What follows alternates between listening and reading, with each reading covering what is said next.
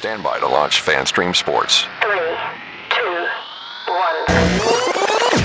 Let's start. Hello, sports fans. Welcome to FanStream Sports. Nothing but pure sports. This is the JP Show. JP, it is so good to hear you back on the air. Stand by. Now, here's JP. A very somber good morning to you here on this Friday. Welcome into not a Football Friday edition of the JP Peterson Show. Never know quite how to do shows like this when tragedy strikes, but we'll try to do our best here today. I got all dressed up in my creamsicle today to commemorate the big game on Sunday. We will do as best we can, do a great show for you today and talk some sports. As the Lightning lost last night, that was not fun. Brian Bradley will join us at 11 o'clock. Scott Carter will join us at 10:30. Talk a little Gator football as he does each and every Friday. Jeff Dittoff has some fantasy football advice, and I'm hoping to get Mike Bell on from 92.9 The Game in Atlanta. He's in town. Great radio voice up there, covers the Falcons, so we'll get his thoughts on the game this weekend as well. Good morning to you, Tim Ham. How are you? Good morning. We're just rolling along here on a kind of a tragic Friday morning. Yeah, this is a tough one. No doubt if you're in a Tampa Bay sports fan, you've heard by now that Amir Abdur-Rahim, the young, energetic, charismatic coach of the USF Bulls basketball team, who had a meteoric rise last year, passed away yesterday during a surgical procedure. And it is tragic on so many levels. It is so tragic. And you see the outpouring of grief on so many levels about this guy because, just to be quite honest, he was just really, really different. He's a really different dude. He's 43 years old, survived by his wife, Ariane, and 3 young children who we'd see often at the games at USF. And I did not get to know him as many did. I interviewed him, I think 3 or 4 times, had a chance to speak with him one-on-one one particular time, and was just blown away by his positivity, his inspirational tone, his infectious smile and personality. Everybody he touched, he wanted to make better. He wanted to make their lives better, and he did. There are very few people that you can come across in life where you walk into the room and they are just a powerful presence. And when you hear them speak, their authenticity is absolutely genuine and striking, because we don't see that much anymore, quite frankly, especially in public figures. Everything is packaged. Everything is homogenized. Everything is not what it seems, except when you meet people like Amir. And, I've had the great pleasure in my life and privilege to work with some incredible coaches. I mean, just men that are transcendent and women as well. I put Bobby Bowden in that list, who I work with closely for many, many years and consider a father figure. Tony Dungy, very much the same. John Tortorella, John Cooper, Joe Madden, Herm Edwards, Mike Tomlin. These guys are just powerful personalities in their own way, but they just come across at you differently. Yeah. And also, many of those guys, at the core of their being is their faith. And that was certainly true with Amir. Interesting to note.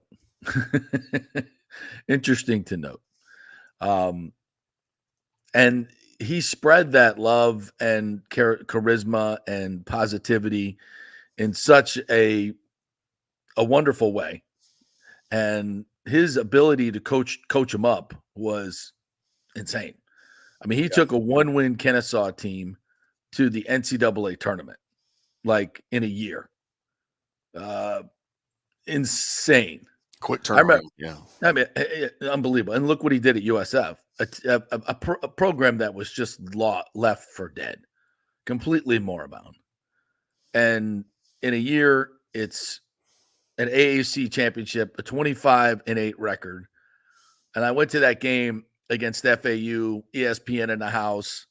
This is a Yingling Center, Sun Dome that has been, absolutely a morgue for 10 years. Yeah. And that place was jumping, man. You could not get a seat. The students were lined up for 6 hours before the game to get in. I mean, this stuff doesn't just happen, folks. It takes powerful people with charisma and an ability to touch people that just is startling to witness, to be quite honest. And he did it. And he touched the fans because he was always out there talking to the fans. And his players just speak so highly of him. And to lose a man like this at the age of 43 it's tragic. And it's a gut punch. I mean, just from the basketball side, this team was set to start November 4th, like next week against the Gators. Like, what is this? What do they do? I mean, this is not just losing a coach. And for the USF program as a whole, I just, texted Michael Kelly, their AD, my condolences. And I can't imagine what he's going through. Yeah. And the whole USF family. They're on the verge of a lot of important things. And having a great basketball coach is a resource that is damn hard to find, as we have, we've seen this program go through many of them. It's hard to win here, and he did it.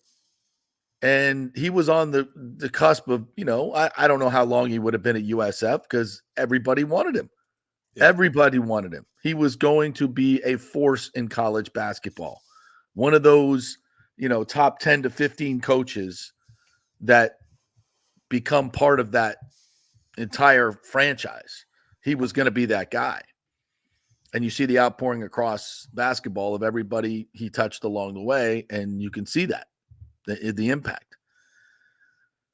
So he's one of 13 siblings. All 6 of the boys played in college basketball. He told stories about, having to fight for food at the table, but, never complaining. I mean, this was a guy that came up, and if you want to talk about what a nuclear family can do for a future, you go look at this family.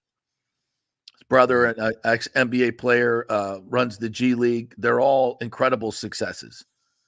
And it just goes to talk about family, faith, basketball in this case, that kind of coalesced them all together, the game of basketball. And it was their vehicle to change lives and their platform to affect people, and not just within your inner circle, but in an exponential way. Yeah. And that's why, I mean, look at me. I'm a dude. I met the dude 3 or 4 times. I can't imagine what his family's going through. I can't imagine what the folks at USF are going through. There's players, his assistant coaches, anybody he's ever coached before. Man, it's a tough one. It's a tough one. And it's going to take a while for USF basketball to find someone like if ever, frankly. Yeah. I mean, you don't even want to talk about what the impact is on the sports side of this, but it's significant. It's really significant to USF. And it's a gut punch. It's a gut punch. Yeah, and there's things that are obviously in play here that are way more important than sports and basketball and, a program at a university like that. But at the same time, something like this affects all of that.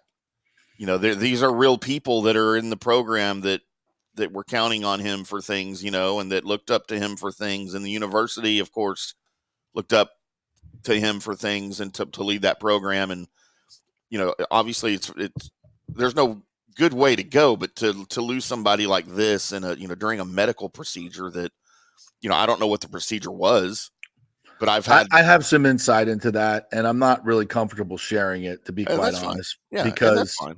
It doesn't matter.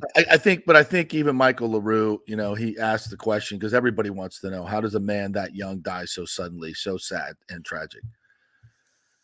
And it was described as a medical procedure from people I really trust that I know this information.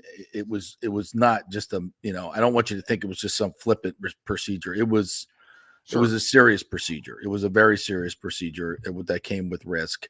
And I don't know how much the family wants out there. So I'll just, I don't want people to think that somebody just botched something that was a medical test or something. It was significant. And unfortunately these things happen. And but man, it's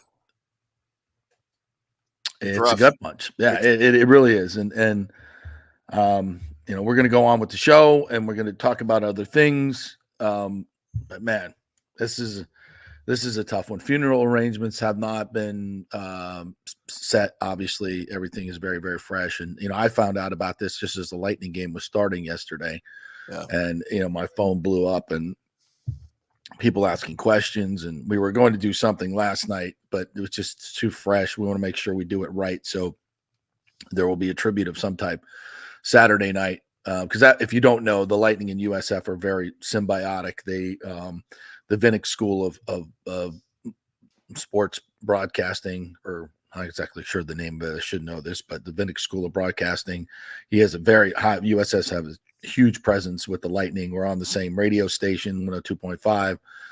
So we share a lot. Derek Brooks is, kind of a crossover guy that works with USF and works with the Vinnick Sports group. So we're going to do something on Saturday, and again, words are insufficient, gestures are insufficient. You just hope that in some way it helps the healing and somehow provides a legacy for a guy that was just here in such a short time. I mean, it's just like a meteor coming through your space, and it's just bright and it's glowing, and you're attracted to it. You can't take your eyes off it. And it affects everybody when he's in the room. That's the way it feels. And just like that, it's gone. It's gone. And, and you and I talked off the air. Forgotten. No.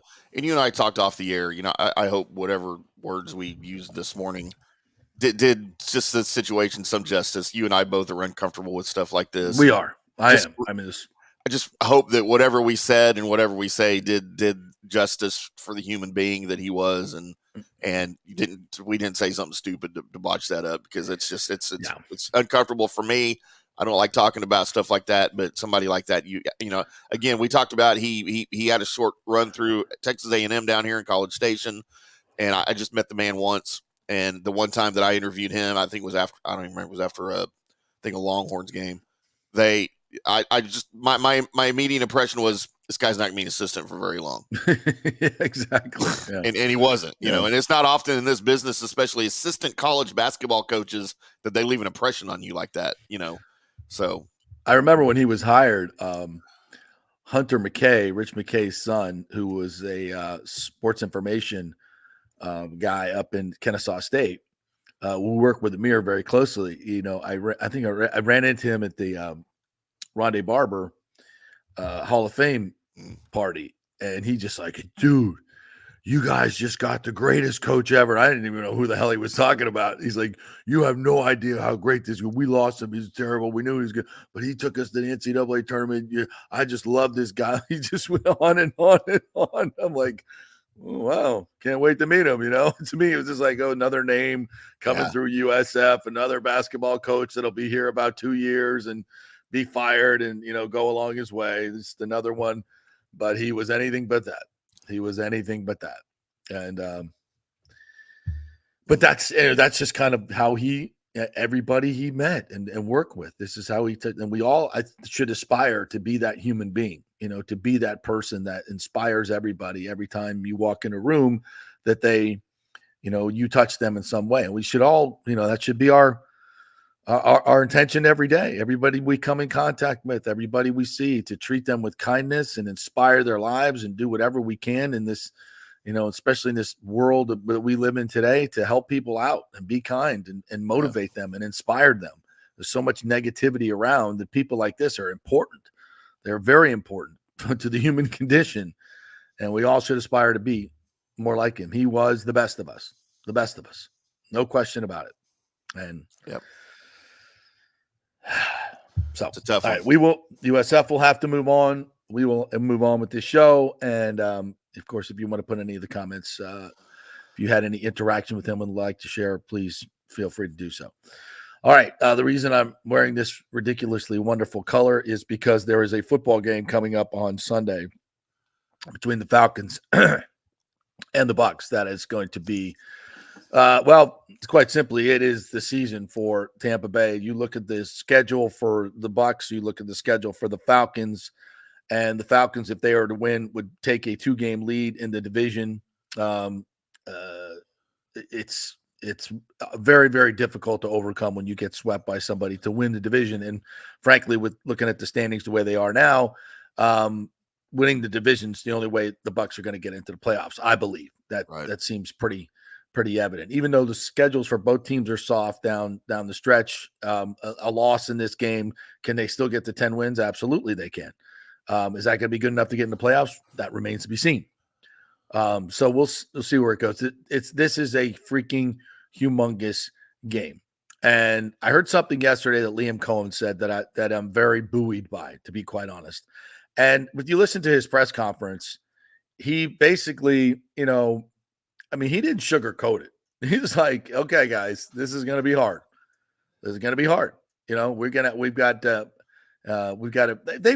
got to literally remake their offense. I'm sure that he came in on Monday or Tuesday morning, and there was, in the grouping, the offensive meeting, the players were off, the coaches are trying to figure things out. And I'm sure he just, laid it on the table and emptied the whiteboard and said, let's start over, boys.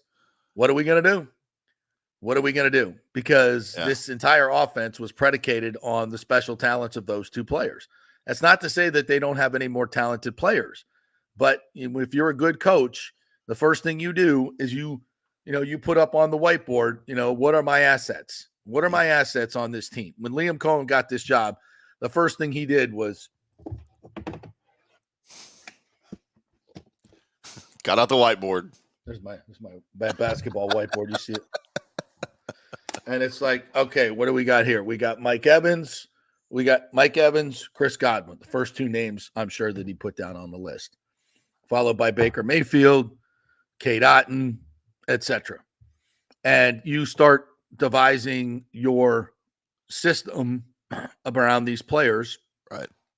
And how to maximize their talents, because they're difference makers, right? In the NFL, you got 35, 40 guys that are guys, right? And then you've got, if you're a good team, you got 6 to 8 players who are difference makers, right? And the Bucs certainly have that. So now you have to scrap it all. You have to scrap it all and say, what are my best assets? Baker Mayfield. All right. Followed by any which way you want to put the running back room, Bucky Irving, who hopefully will play this week. Right. Yes. Rashad White, just, Jalen McMillan, Trey Palmer. You start running down the Sean Tucker, you start running down the list and it's like, wow, it's such a gaping hole. It's such a gaping hole. And you're like, what do we do? So, and I think what Liam said yesterday that I think is important is we're not asking Jalen McMillan to be Mike Evans or Chris Godwin. We're not asking Trey Palmer to do the same things we would ask of Chris Godwin or Mike Evans, which is smart. Now, when Luke Gedeke went down and we played the Lions, it's like, okay, you go be, Schooley, go be Luke Gedeke and go one-on-one with Aiden Hutchinson. Yeah. Terrible idea. 5 sacks later, we're like, okay, that didn't work.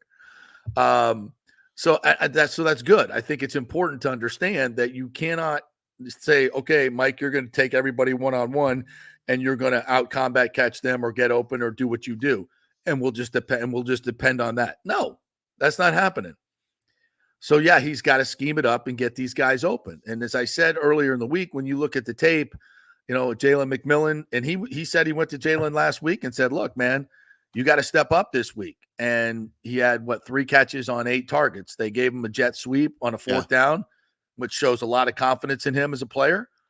They went to him on a 3rd down a couple times, but there was also a few times where he did not answer the bell. And when I watch his body of work this year, he's not the guy that we saw in training camp. I think we all kind of overestimated it, maybe because he was going up against the Bucs defense that he was torching in training camp. And now we see, okay, well, maybe that's not such a great accomplishment. It's He's promising, though, at least, right, for the future. Yes. Yeah, and I'm not saying Jalen McMillan is a bust. I think he's going to be a great player, but I don't think he's ready. I don't think he's strong enough to battle with some of these elite corners in this league. It's just a different physical game as a receiver, and I think he's still learning that part, as most guys do in this league. Yeah. It takes time. Yes, I know, sometimes there's a Jamar Chase or a Justin Jefferson that burst on the scene.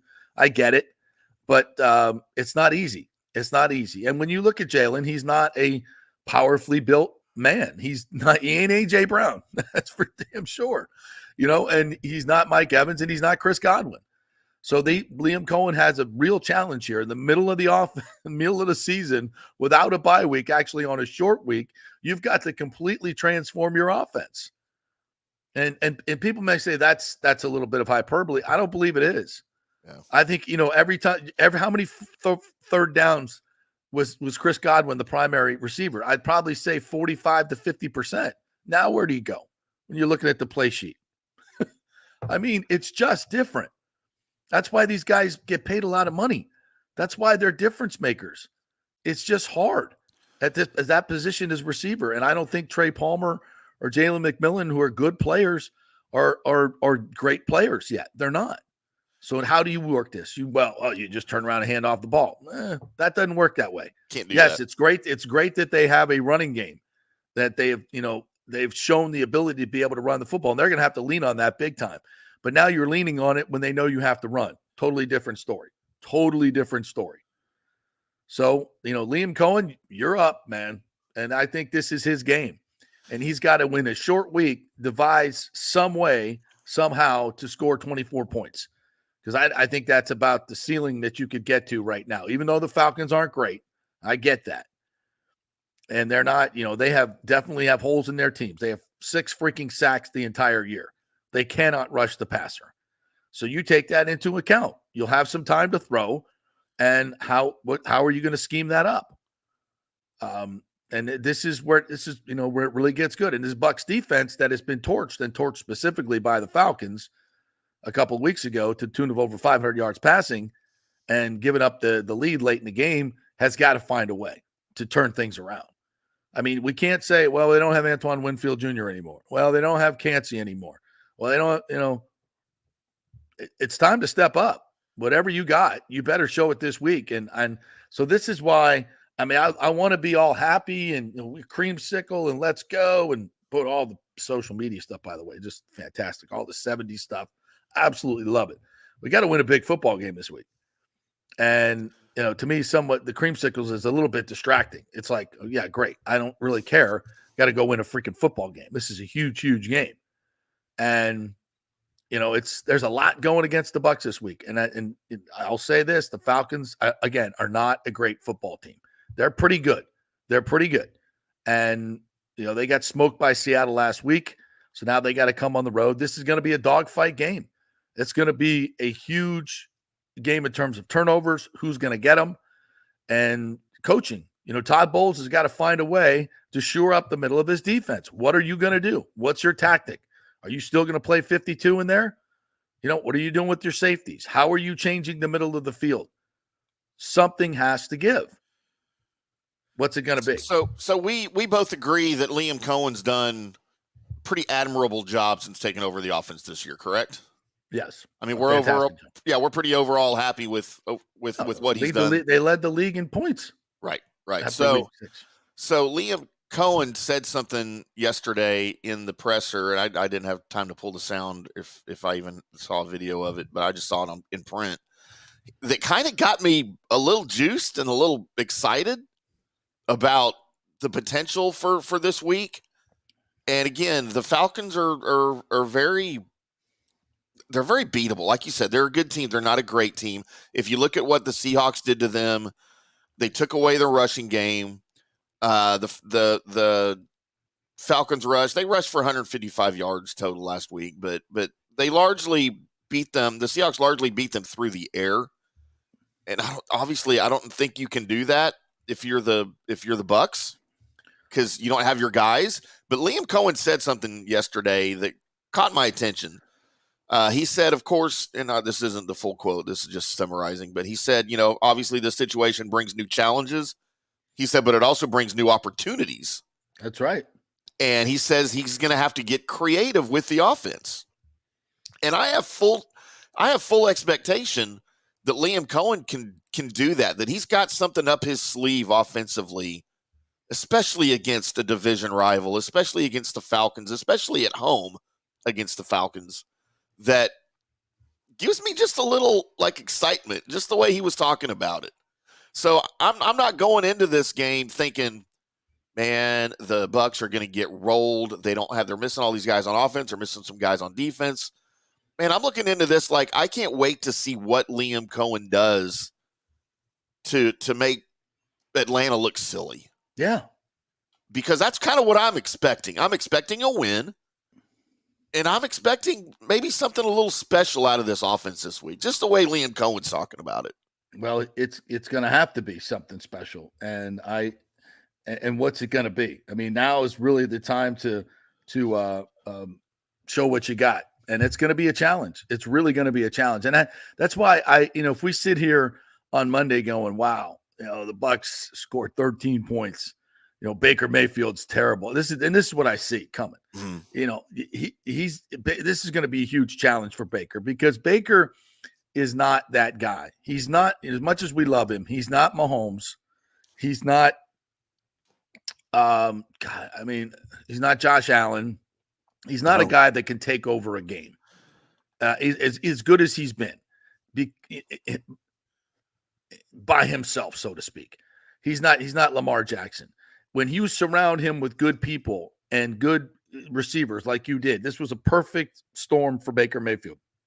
That's why he was leading the league in quarterback rating for a while. That's why he's leading the league in touchdown passes. And now you've taken away both of those things that make him special. And now Bake, being the competitor that he is, has got to, in his mind, really, really play with him himself and totally go against his gunslinger nature and check it down and not take chances with the ball, which he's done the last couple of weeks, and it's really hurt us. Right. Last week, those two interceptions were really bad. Both of them were really bad. They both cost you points. Yeah, he knows it. One of them cost you double points because it was in the end zone. It took points away from you, and they scored a touchdown on the ensuing drive. So yeah, and that was the point of the game that you lost the game. No question about it. And then to follow that up next series with another terrible throw, and you can't, because that's what he wants to do. He wants to get back in the game right away. He's got a little bit of that Jameis mentality, and that he has to, every play has to be a touchdown, and it doesn't. So this is really working against his nature. And as the frustration piles up, as he makes throws to guys that aren't quite where they need to be, just go back to last game and watch Trey Palmer run a slant where he doesn't come out of his break fast and hard enough, and it almost ends up as a pick. Right. Or Jalen McMillan, running a go route, doesn't stop for the back shoulder. It's almost a pick. That's going to happen 3 or 4 times in this game, and one of them will probably end up in a pick. And then and Baker's got to go, okay, all right, working with young receivers. And then after the game, when he's got 3 interceptions again, he's going to be like, my bad. And this could carry on for a while, folks. And then everybody's going to stop yelling, getting on the Baker sucks bandwagon. And this could unravel quickly, is what I'm saying. I hope it doesn't. That's why this game is so important. I mean, they were against the odds in Detroit with all those guys that they had got banged up, and they somehow came out with a W. Right. All right. That's the type of effort that's going to be needed this week. And you can win this game. There's no question they can win it. And there's a lot. How they're going to win it, I'm not exactly sure. I don't know. So will they run for 277 yards again? I hope so, because I think you can get a W out of that. run for 250 and throw for 150. That's plenty. Play solid defense. Don't give up explosives or in the middle of the field like you did the last time. You can win this game. Absolutely. The problem is they haven't shown how they can stop that yet. It's been a while. So I think your game plan that you had going into the Ravens game will be very similar to what you throw out there against the Falcons, because and what Liam Cohen's going to have to do is tell Baker, look, we have zero room for error here like we did last week. Those two picks. I wonder if Liam Cohen's going to go to Baker and say, look, if you're in any doubt whatsoever, run the ball. I know he's not fast, but they're not going to be looking for Baker Mayfield to run the ball. I would rather you run and get 3 yards, 4 yards, get positive yardage than throw a pick, right? I don't know if that's in Baker Mayfield's nature, but when you look at the passing game last week in the loss, the leading receiver was Cade Otton. Yeah. 8 catches, 100 yards. The second leading receiver, Rachaad White, 6 catches, 71 yards. You got to go to the third leading receiver until you find Chris Godwin. And he played, obviously, most of the game. Of course, Evans had the one single catch. We know why. Bucky Irving out of the backfield. They didn't utilize the wide receivers a lot against the Ravens. And obviously they can't do that now, but I think you're going to follow much of the same game plan against the Falcons as you did last week against the Ravens. And you're going to kind of dink and doink underneath. They're safe passes. They'll get the players involved. Just keep it safe. And if Baker's got a seam somewhere, just freaking use your feet and run the ball. Yeah. And that'll bring the linebackers up. You get that involved with the running game, and that'll open up some of those, I don't want to say deep passes because I don't know you're going to throw too deep, but it'll open up some of those intermediate passes for guys, for Otton, for some of the guys out of the backfield. Yeah. Yeah, I think so. There's a chance here. Yeah, I think Otton and Sterling Shepard are going to get the majority of the targets, and Rachaad White. Absolutely. Yeah. You've got to use those guys and spread the field and come up with something a little bit different. And I'll be interested to see what Liam Cohen has.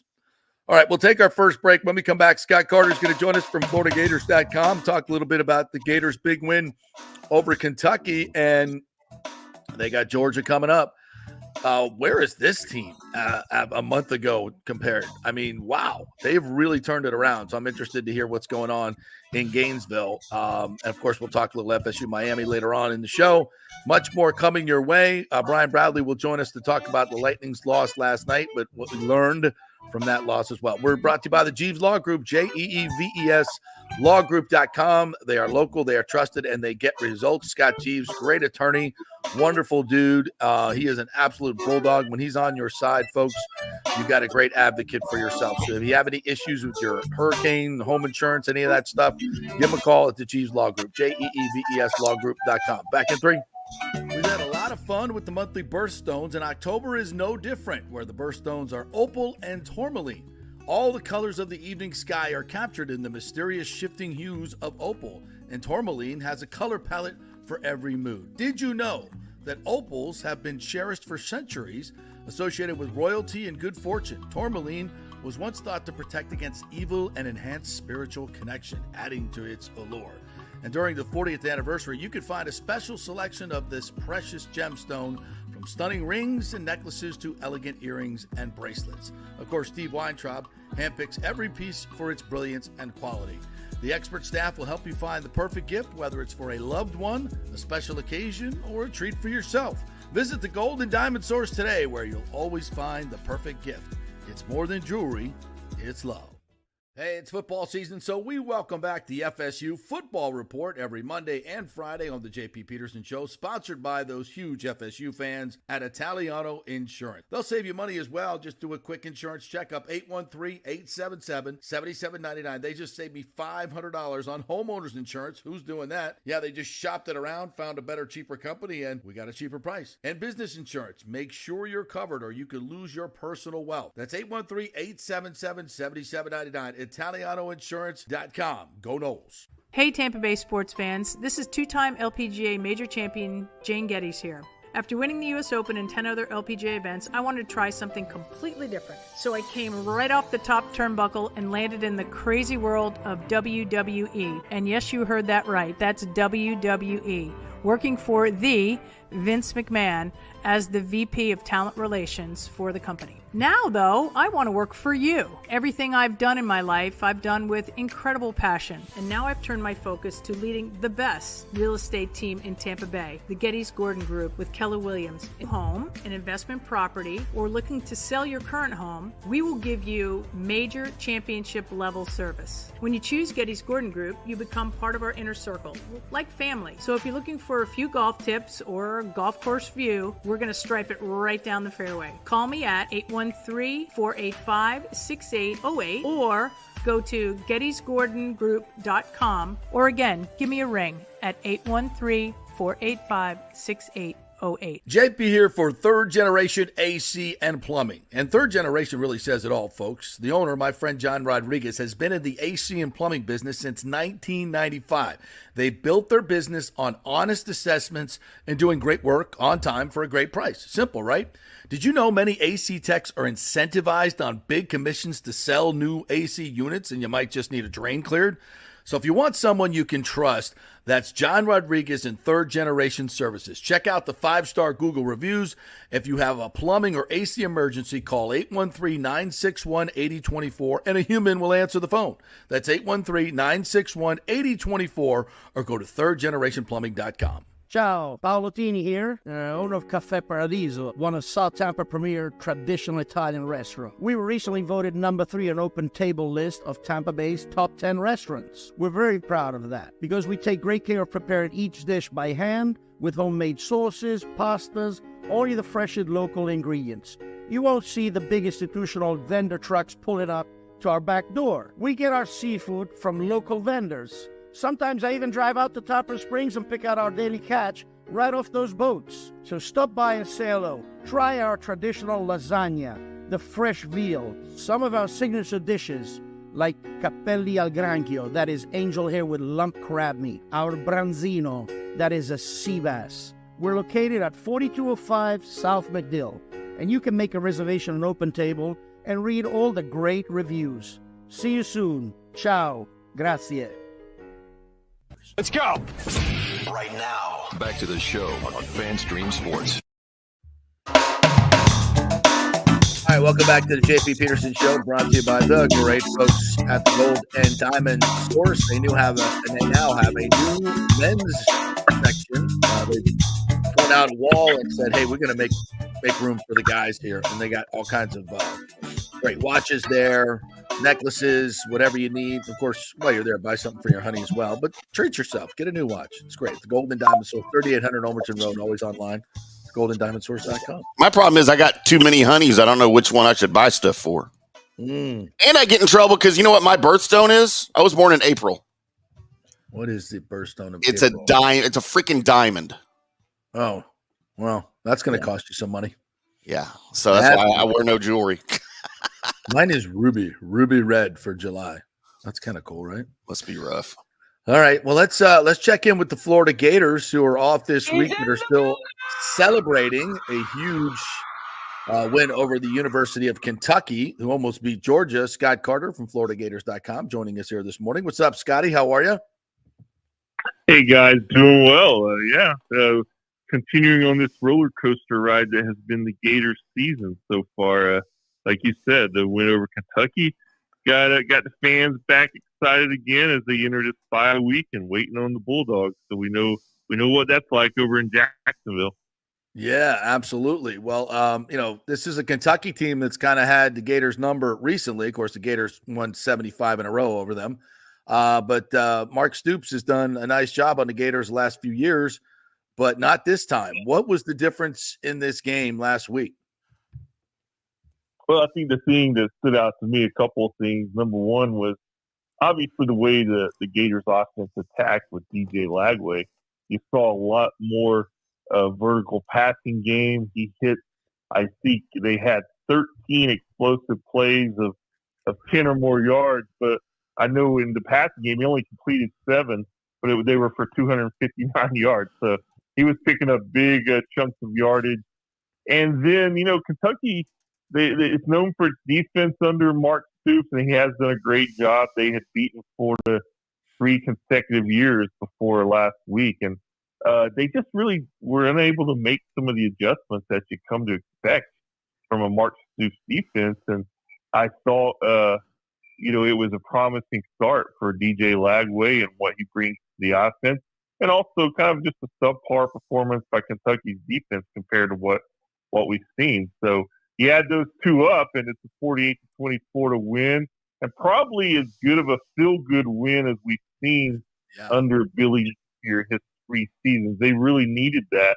And now I think, guys, it really goes down to whatever we think we know about this Gators team, we're going to really know it after these next 4 games. Yeah, no question. And surprises all over the place, including Jaden Baugh, freshman running back, 5 touchdowns in his first career start. Holy hell. Where has this guy been?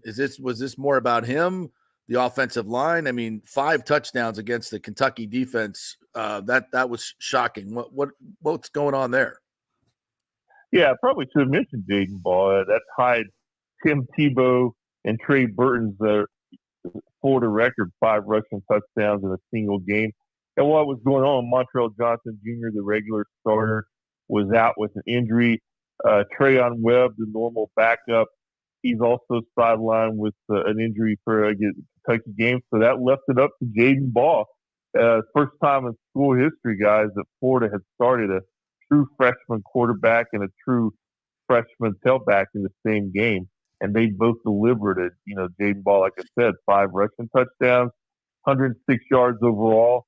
And really, he was the recipient of, a lot of the, twice at least, DJ Lagway hit passes of 45 or more yards that got him down in the deep in Kentucky territory. Devin Moore returned an interception for the one. The next play, Baldwin punches it in. And he also had a 7 and a 10-yard touchdown run, but a really good performance. And he's a guy that he really stood out to me going back as far as the spring game. When you looked at the talent in the 24 signing class, him and Lagway, to me, were the 2 skilled players on offense that stuck out the most. And I think they both, showed why on Saturday. And then it does go back always, guys, to the offensive line. Right. I think, that was a weakness with Florida early in the season. And I think since Billy Napier they were rotating a lot of guys in and out the first 3 games. And finally he settled on a consistent 5. And it just seems like there's so much more continuity there. They're playing better. They're healthier. And we know that to upset any of these teams coming up, they're going to have to play well along both lines of scrimmage. And right now, they're playing the best they have all season. Scott Carter joining us here from FloridaGators.com after the Gators' big 48-20 win over Kentucky. So DJ Lagway now has, after 5 completions of 40 yards or more in this game of the 7, he now has 9 for the season, which is 9 more than Mertz, which is interesting. What is it about his deep ball or run after the catch, whatever, that is producing these explosives? Obviously a lot of it's his skill set. He's got a very strong arm. Yeah. Billy Napier calls a different kind of game with DJ Lagway than he did with Graham Mertz. Mertz is more of your mid-range routes, underneath throws, very efficient, completes a high percentage. DJ, he loves to go down the field, and I've seen a lot of college quarterbacks. I've seen a lot of pro quarterbacks. He throws one of the prettiest deep balls I've ever seen. I asked Elijah Badger after the game the other night. I was like, have you ever had a quarterback anywhere? Because he came from Arizona State, really high caliber receiver in high school, who throws a ball that nice to you.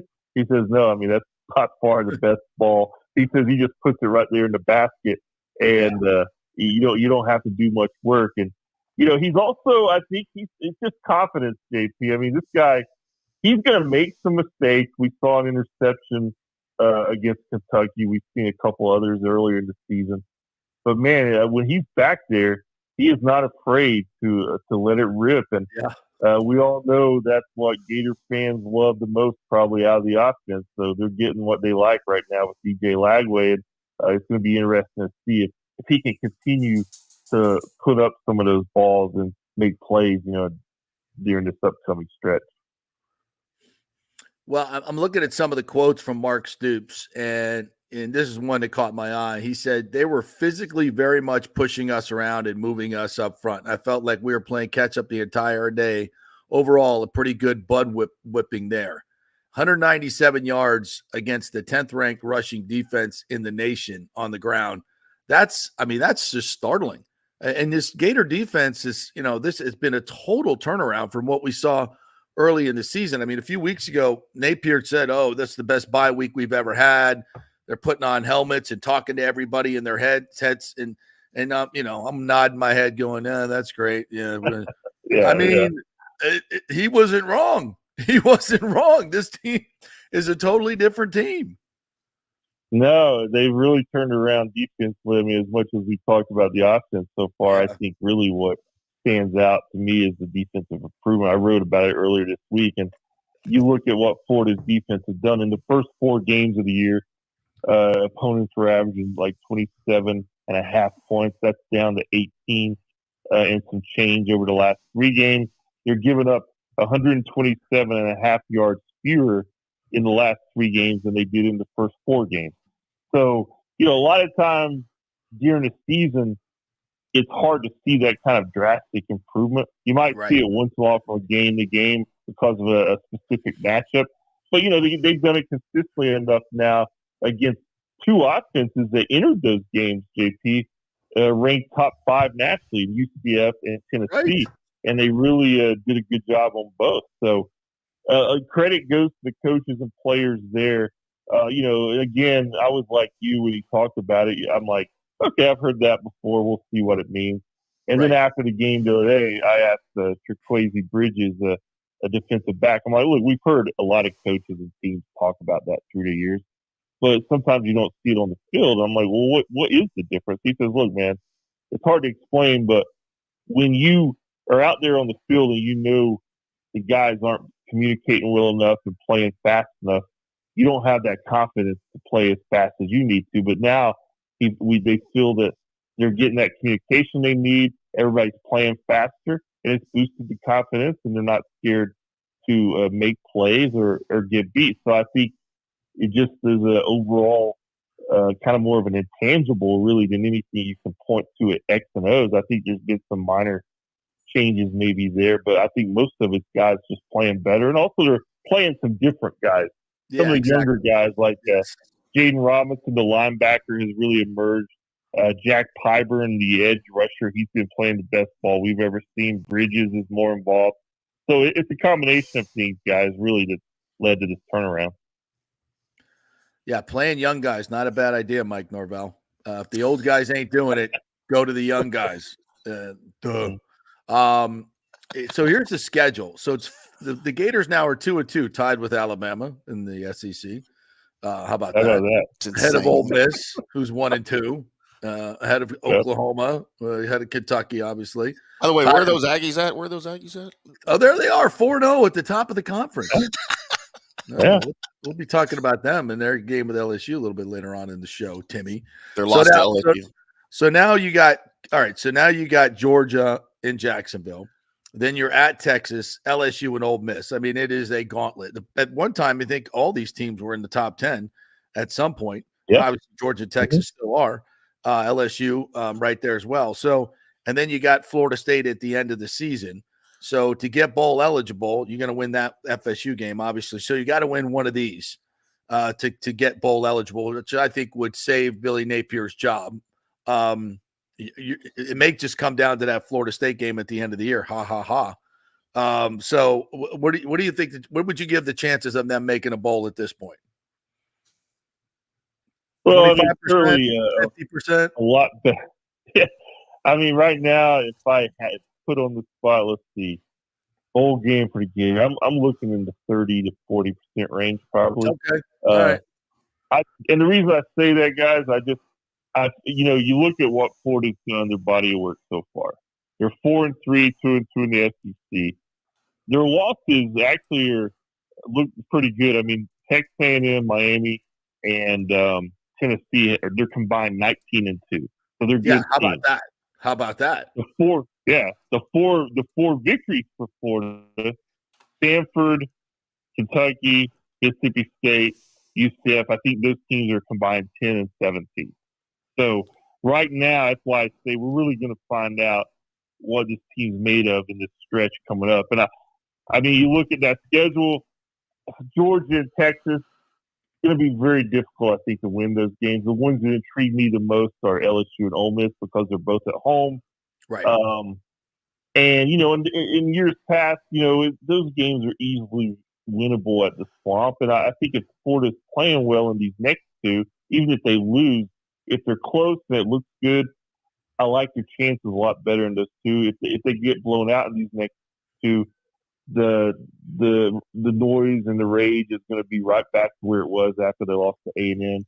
Mm-hmm. So I think it's really important for them to just continue on this trend because, and you know, guys, even if you do win one of these four and you're sitting there at 5-5 going to Florida, or 5-6, and you need to win at Florida State.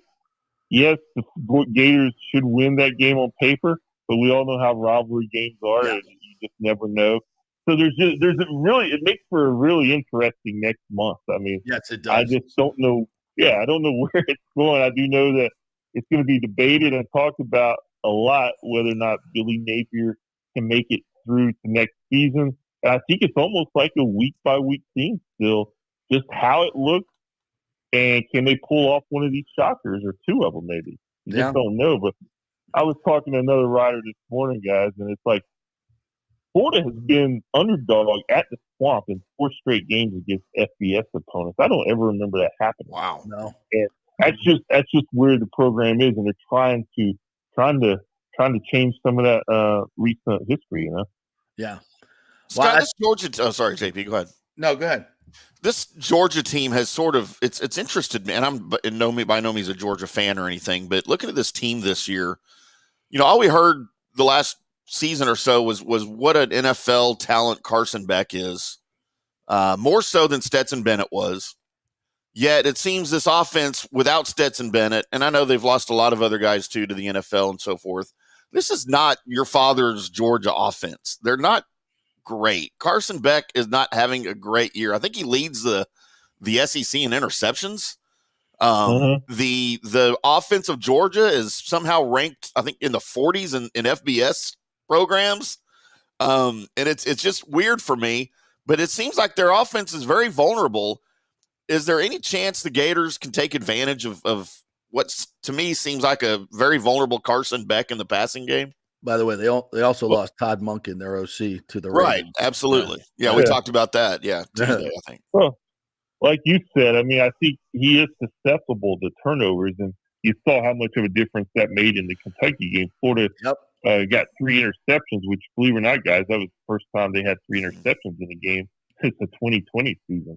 So if they can somehow force him into some mistakes, you got to figure this defense is going to be pumped up. I mean, it's Georgia, and they're also going to look across the line of scrimmage and see their former teammate Trevor Etienne.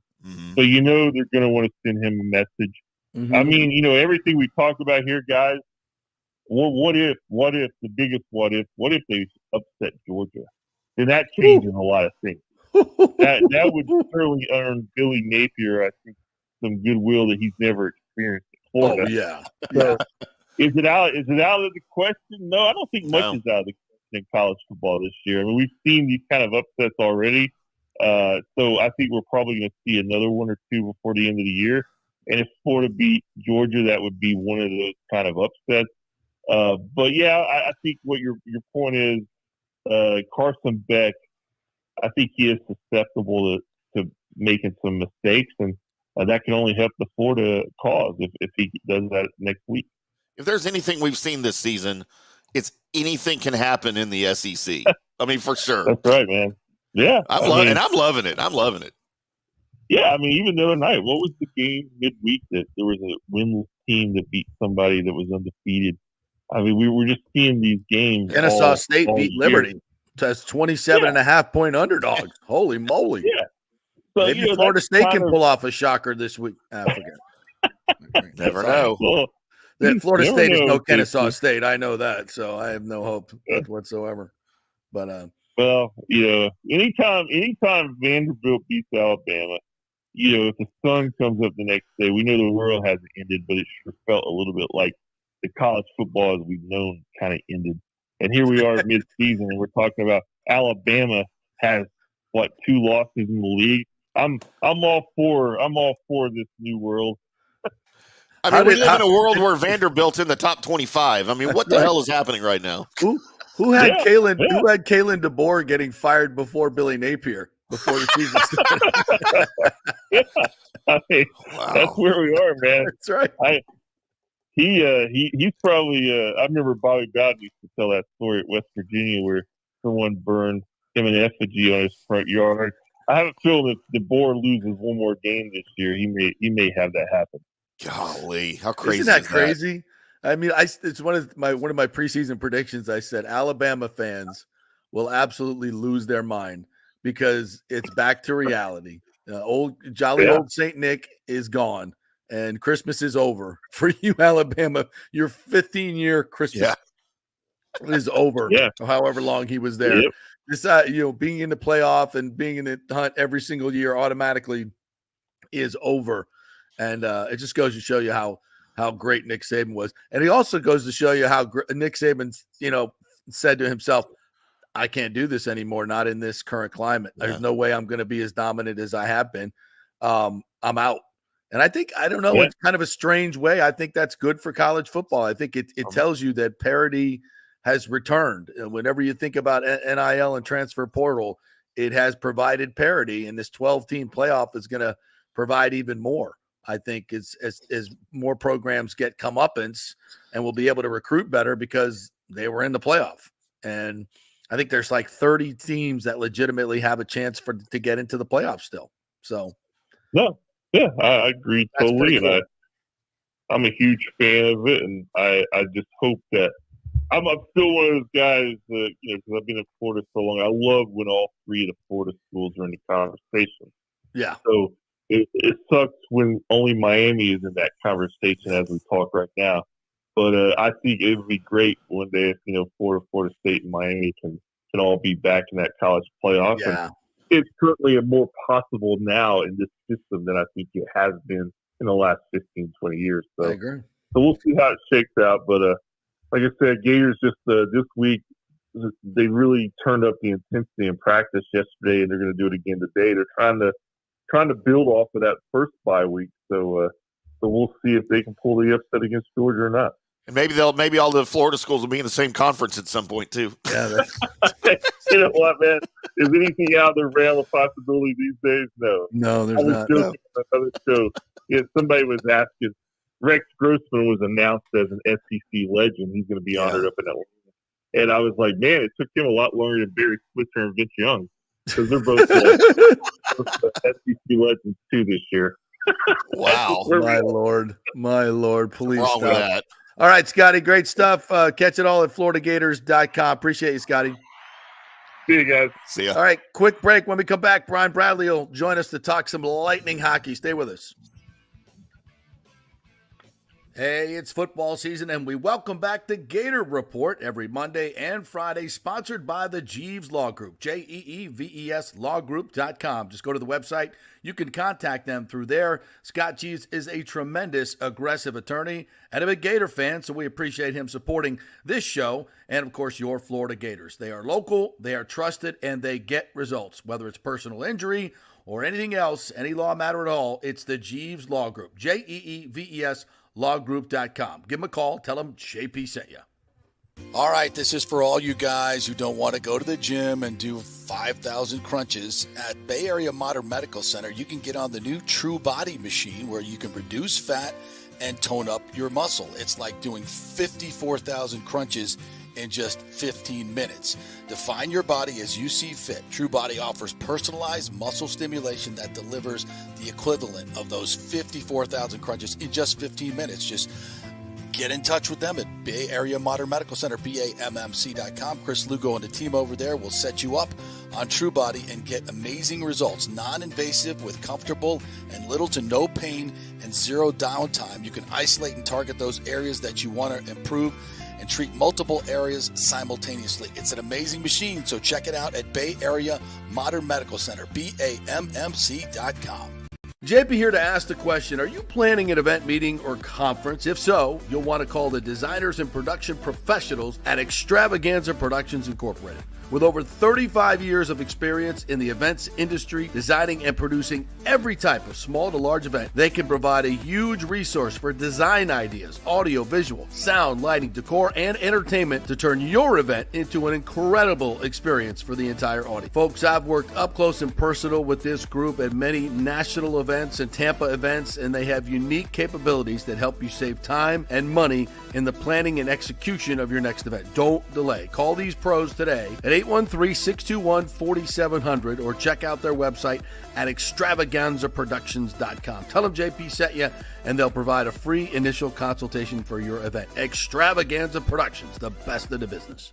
Golfers, listen up. The hottest new driving range craze has come to Rogers Park in Tampa. The Top Tracer range is now open 10 to 9 p.m. And just like you see on TV, every shot is tracked for yardage and accuracy, giving you immediate feedback. And best of all, you can virtually play the top courses like Pebble Beach or St. Andrews with your buddies. Plus, great food and drink options available in the well-appointed hitting bays. Very comfortable out there. Reservations highly recommended, starting at $25 per hour, including balls. Reserve at RogersParkGolf.net. That's RogersParkGolf.net. See you there. Let's go. Right now, back to the show on FanStream Sports. Welcome back to the JP Peterson Show right here on FanStream Sports. I'm IndyCar Tim. JP Peterson will be back momentarily. But in the meantime, we will welcome into the show Mr. Brian Bradley following a lightning loss. Oh, there's JP. Sorry, guys. Had a little emergency there. Hello, Brian. What's up, Brian Bradley? How are you? You. I'm well. I'm well now. How's my okay? Yeah, you look good. You look great, man. You look fantastic as always in your lightning blue. I'm wearing my creamsicle for the Bucks big game on Sunday against the Atlanta Falcons. So Huge there we game. go. But a lot of injuries to the Bucks, though, man. That's crazy. Evans, those are tough losses.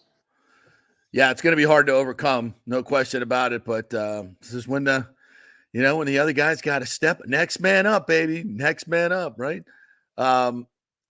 Let's talk a little hockey from last night. Bolts had a chance to win this game against a very good and disciplined Minnesota Wild team. This was certainly not a Picasso. It wasn't like the 8-5 win. It was actually the exact opposite. It was kind of a slog through the neutral zone last night. It looked like the old New Jersey Devils that the Minnesota was playing, right? No, the Wild played really good. I mean, there's a reason they're a very good defensive team. That's the first time they have fallen behind at any point in the first 6 or 7 games when we went up 2-1. But they're a solid team. They don't give up a lot of goals. Marc-Andre Fleury goal played excellent for them again last night. Veteran guy, right up there with the likes of Brodeur and, all the top goalies that you talk about, Wise for the most wins and stuff like that all time. But, I thought, well, you know what, JP, we talked about it the other day. I think the Lightning are playing okay. And I would not say that we're playing as good as we can. And, we went up 2-1, and it was a really good game. Minnesota's not going to give you a lot of opportunities. And then we gave up a real bad goal late in the second period with about 1:38 left. I think Eriksson X scored with 1:30. We lost our coverage in front. Vazzy has a shot. Bobby, to me, makes a save, but someone's got to be in front. And then it kind of changed the game. We took 2 penalties in the third period, or 1 penalty, and they scored. Both the goals they scored last night, except for the one, there's no way Vazzy has it. Both of them are one-time shots on the power play. Great goals by Kaprizov, and then the other guy, I think Boldy scored, and then an empty net by Kaprizov. But the goal that killed the game and changed the momentum is you can't up a goal with 1:38 with blown coverage in front, and we just kind of got a penalty coming to the gate in the third period, and we just never recovered at that point. I just think we played okay. Yeah, the special teams were, as Coop pointed out after the game, the penalty kill was really good. They only gave up 2 shots. Unfortunately, that one of them went in. And that was the killer late in the game. And then Minnesota just goes into their freaking freeze zone neutral trap. And for the last 14 minutes of the game, I don't think they forechecked once. And the Lightning were pushing, but they just couldn't get the goal. And Fleury was really, really good. And interesting to note that Connor Geekie wasn't even born when Fleury was making saves in the NHL. I mean, how about that? I mean, he made, Connor Geekie, hit the crossbar. He had the goalie beat. He had a great one-timer. I think it was from Hagel, but he had the goalie beat. It hit the crossbar and went out of play. But, the kid's going to score some goals. It just needs one to get 2 to 3 to 4. But at the end of the day, I'm looking at how we're playing as a team. When I look at Vazzy, maybe one of the goals he could have probably had. But, you can't really blame the goalie when you score. The 2 other goals were unstoppable. They were great one-time shots on the PP. So, but we got to score some more goals. We got to find a way. 2 goals is not enough at home. And look at Kucherov. He had a goal. He's playing really well, but only 1 shot. Jake Gensel had 1 shot. Braden Point had no shots. And these are guys that are playing 20 minutes a game with only 2 shots between the top line. We only had 2 shots on goal. That's not enough from our top line. So I'm expecting a big game Saturday. Washington's not going to be easy with Ovechkin, Tom Wilson. They've changed their team around. They've got a lot of different faces. And they're off to a 5-1 record. They're almost very similar to Minnesota we just played yesterday. You mentioned the shots, and Cooper mentioned that after the game. It's like we're getting pressure and we had zone time, but guys wouldn't take shots. That hasn't been really a problem this season. I don't know. Was it when you're playing Fleury maybe, or playing a team where you're not going to get a whole lot of opportunities? Do you try to save it for the perfect shot opening and then maybe not just let pucks go when you should be? Is that maybe what we saw last night?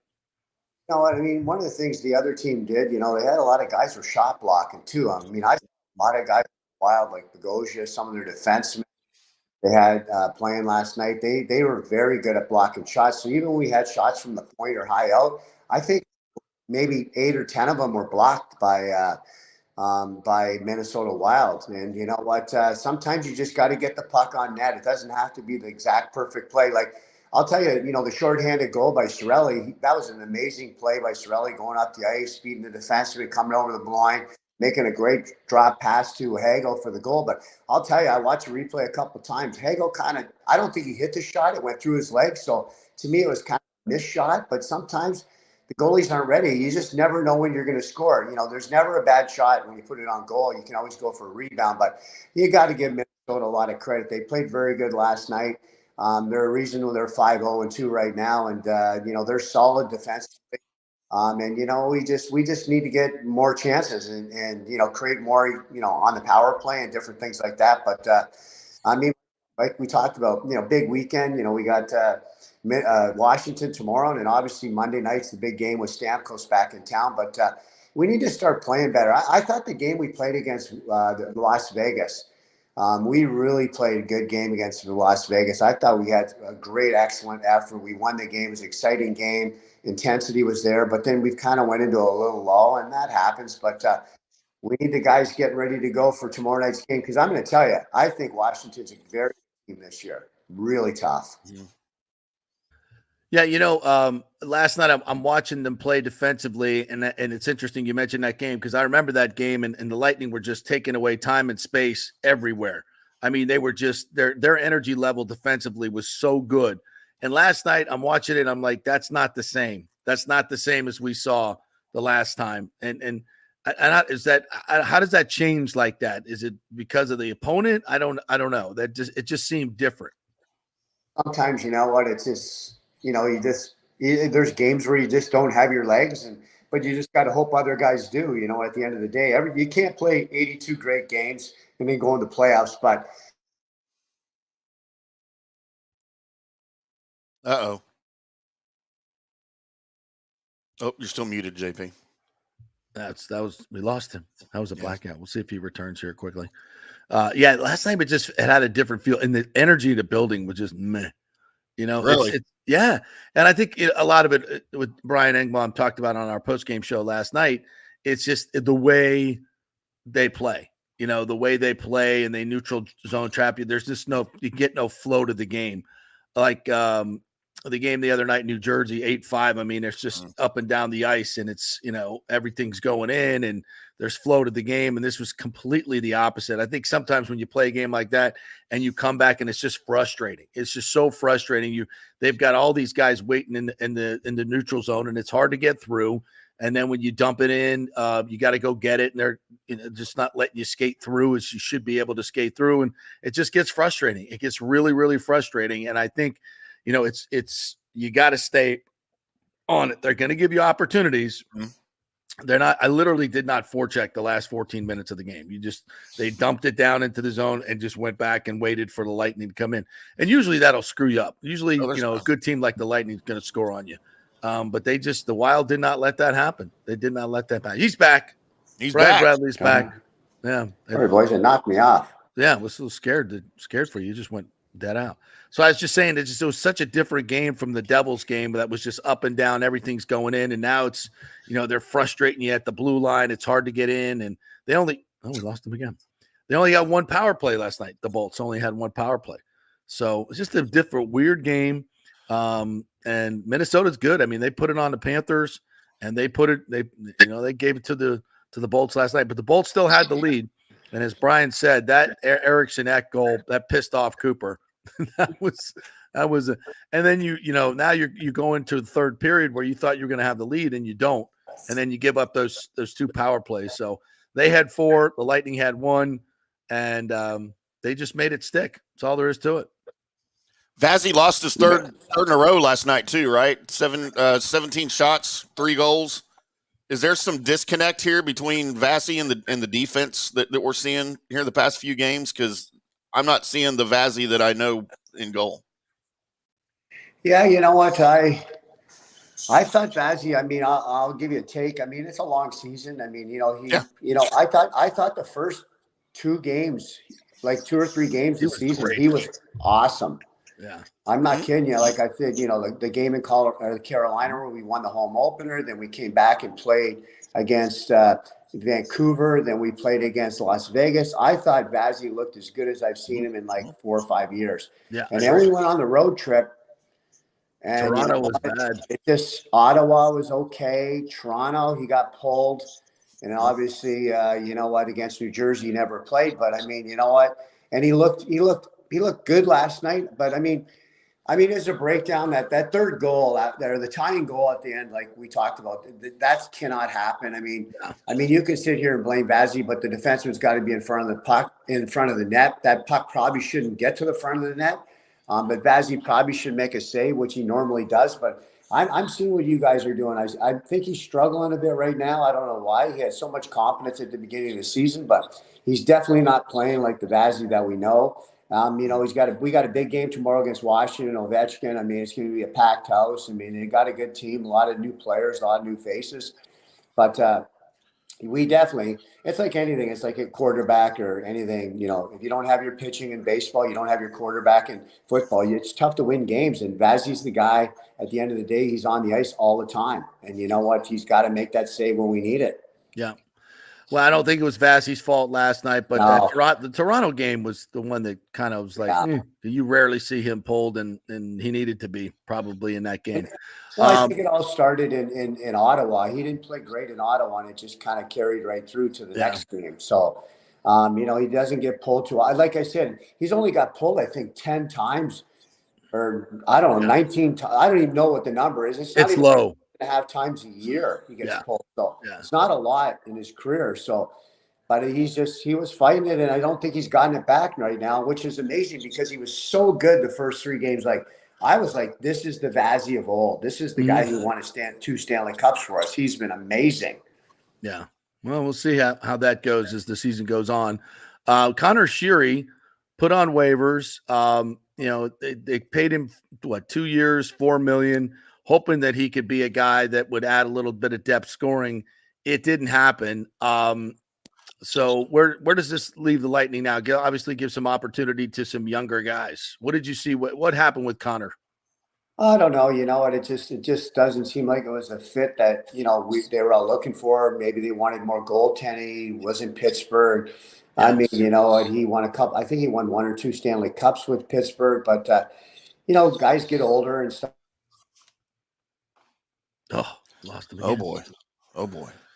Yeah. So Sherry, yeah, that was kind of it's a miss. You sometimes you hope guys fit in, they don't, and that's that. And so now And that's you move okay. on with it. Yeah, and it's I mean, better. you can't have too many of those. You can't have Right. too many of those, but it's okay from time to time for guys to, you're shooting your shot with some of these guys, and especially the young players that you just don't know. Yeah. So and clearly Gensel has worked out tremendously well. I mean, it's early, but Connor Sherry did not. Finish your thought on Connor Sherry, then Brian, and then we'll let you go.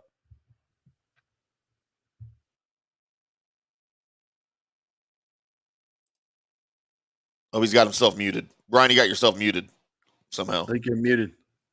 Yeah. You're muted. Yeah. There you go. Like I said, they're just hoping. We have to, like I said, I really like our team. I like our defense. I like our goaltending. I like our top two lines, but then you have to have a third line. Yeah. And we're trying to find that third line right now. I like Jurgensen, the checker. I like our fourth line. It's not too bad. They're penalty killers. They do their job. They're shot blockers. But you have to have a third line in the NHL that can play minutes. That's why sometimes I feel bad for a guy like Nick Paul, because he probably deserves to be on the second line. Right. They played well together, but you know what? When you don't have that third line, the other teams can really take advantage of that third line. And that's what we're seeing on road trips right now, where they're taking advantage of our third line. And that's why Nick Paul sometimes has to drop back to center, because he's a veteran guy, knows the game, and he can give a little stability on the third line. And you know what? Like I said, hopefully they were looking for Connor Sherry to make something. It just didn't happen. Yeah. I don't think him and John Cooper saw eye to eye either. I don't know if he didn't play in the playoffs last year. Ken Atkinson came in. Now they're hoping something with him. Like, I think we only have 21 guys on the roster right now, and you're supposed to have 23. Yeah. I don't know what they're trying to do. I'm not sure how much cap space they have left. Yeah, I think it's cap space. Yeah. Yeah, cap space. He makes $2 million a year, but if they send him the minors, it only counts for like 800 or 900. There's so many ways to beat the system right now. I don't know all the formulas of all that stuff, but they do. Yeah. So we'll see what happens. I mean, you know what? But like I said, guys, I really think when I look at our team, what we need, we just need to shore up that third line. We need something more. Like, hopefully it's Cam Atkinson. Maybe Cam Atkinson goes to the second line and Paul goes back with, Connor Geeky and someone else on the third line. But we got to have more strength on that third line. It's a concern for me right now. I agree wholeheartedly. All right, babe. Thanks, man. Have a great weekend. I'll see you tomorrow. Well, actually, I won't. You won't see me. You'll see Ron Burgundy, since it's our Halloween night. Oh, that's Halloween night. I will see you tomorrow. I won't be an elf, thank God, and I won't be an elf for Christmas, but I will be Ron Burgundy. So things will escalate quickly. I'm Ron Burgundy. Yeah. All right, Brian. I'll see you. See you tomorrow. I'll see you tomorrow at the rink. CJP, see you boys. Have a good night. Yeah. See you. Thanks. Yeah, I have. They got me a wig and a stash. Although I might go with my own stash and color it. They got a nice full stash here. I can do. I have to cut off the bottom here. But I need a nice wide tie and a burgundy jacket. I used to have a burgundy jacket. I don't know. You got the wig? You got the wig to go with it? Yeah, I'm gonna have a wig. So, I'm Ron Burgundy. Yes. I know. I'm gonna have to watch all the movies and get my lines. Have you ever had a Ron Burgundy moment on camera? You mean like reading something in a teleprompter that's completely wrong? Yeah. I did. I actually did that last week.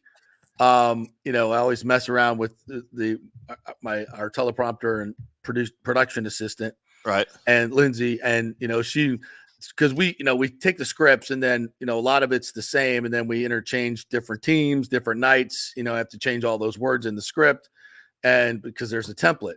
And sometimes, from a Tuesday to a Thursday, they forget to take the Tuesday out.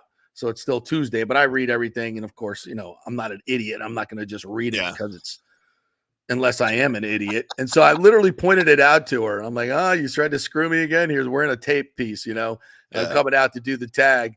And I'm like, and I gotta get back on, and I just lost my train. I was thinking about something else, and I freaking read Tuesday. And I pointed it out. And I did. It didn't matter. And I'm like, Thursday. And I'm like, it's 30 seconds ago. You pointed it out. And she's like, do I need to change in the prompter? I'm like, no, I got it. Oops. Listen to your production assistant next Listen, time. if I didn't say F, if I said, just don't put FU San Diego in there. I don't want to. Go F yourself, Tampa.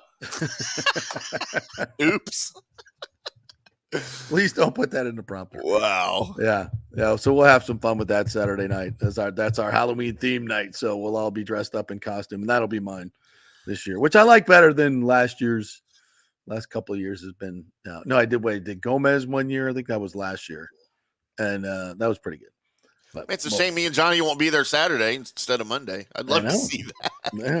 Well, let's keep your eye on social media. I'll have some surprises for you guys. There's always photos. Yeah. Yes. All right. We'll take a quick break. Jeff Thidoff going to join us with a little fantasy. Might even get Mike Bell from 92.9 The Game in Atlanta to join us. He's headed to town for some fun and frivolity. He thinks the Falcons are going to take a dub on Sunday. He may be right. So we'll do that when we come back. We're brought to you by Italiano Insurance. Hey, folks, if you don't have your flood insurance, I don't need to point out the importance of that anymore, do we? Even if you're not in a flood zone, obviously it can happen to you. So make sure you have it. 813-877-7799 is the number at Italiano Insurance. Get it now because the prices are going to go up. So lock yourself in for a year and tell them JP sent you. Get that great customer service that they are known for. At Italiano Insurance, been in business for over 60 years here locally. Back in 3. Stay with us. We've had a lot of fun with the monthly birthstones, and October is no different, where the birthstones are opal and tourmaline.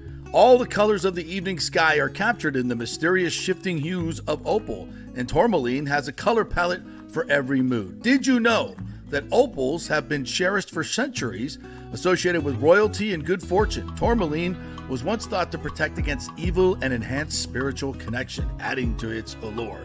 And during the 40th anniversary, you can find a special selection of this precious gemstone, from stunning rings and necklaces to elegant earrings and bracelets. Of course, Steve Weintraub handpicks every piece for its brilliance and quality. The expert staff will help you find the perfect gift, whether it's for a loved one, a special occasion, or a treat for yourself. Visit the Gold and Diamond Source today, where you'll always find the perfect gift. It's more than jewelry, it's love. Hey Tampa Bay sports fans, this is two-time LPGA major champion Jane Geddes here. After winning the US Open and 10 other LPGA events, I wanted to try something completely different. So I came right off the top turnbuckle and landed in the crazy world of WWE. And yes, you heard that right, that's WWE.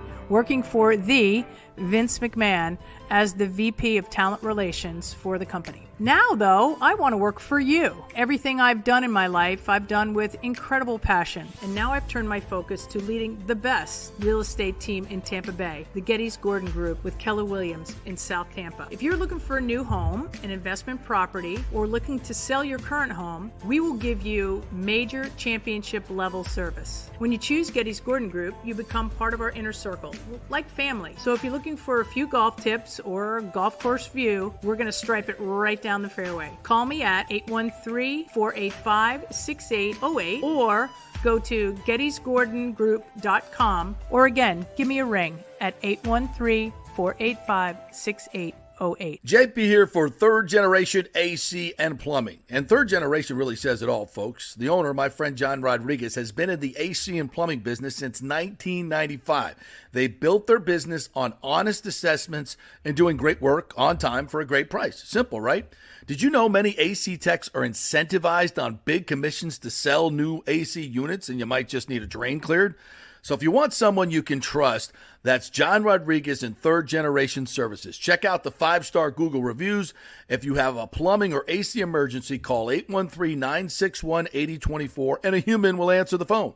That's 813-961-8024 or go to thirdgenerationplumbing.com. Hey, it's football season, so we welcome back the FSU Football Report every Monday and Friday on the JP Peterson Show, sponsored by those huge FSU fans at Italiano Insurance. They'll save you money as well. Just do a quick insurance checkup, 813-877-7799. They just saved me $500 on homeowners insurance. Who's doing that? Yeah, they just shopped it around, found a better, cheaper company, and we got a cheaper price. And business insurance. Make sure you're covered or you could lose your personal wealth. That's 813-877-7799. ItalianoInsurance.com. Go Noles. Ciao, Paolo Tini here, owner of Caffè Paradiso, one of South Tampa premier traditional Italian restaurant. We were recently voted number 3 on Open Table list of Tampa Bay's top 10 restaurants. We're very proud of that because we take great care of preparing each dish by hand with homemade sauces, pastas, only the freshest local ingredients.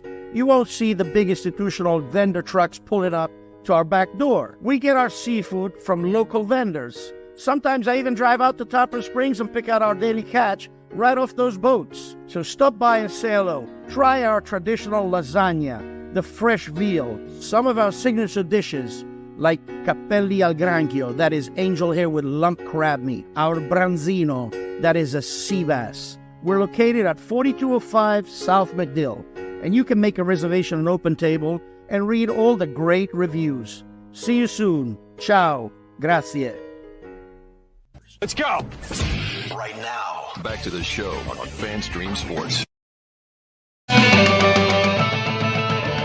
All right, welcome back to the JP Peterson Show, brought to you by the great folks at Cafe Paradiso. I am so ready for a nice Italian meal at Cafe Paradiso. Have not been there in a bit. I need to get my butt over there, as do you out there. Support your local restaurants, especially these locally owned restaurants. They are on life support, many of them. Not Cafe Paradiso, number 3 in the top 10 of all Tampa Bay restaurants, in for a reason. They do it the right way, the traditional way. It's great food, great service, exactly what used to get from restaurants all over the place. They haven't changed a thing. So head on over there. Tell them JP sent you. All right, let's hit to some other subjects here, Timmy. Mm-hmm. Start with egregious face masks not called for 100.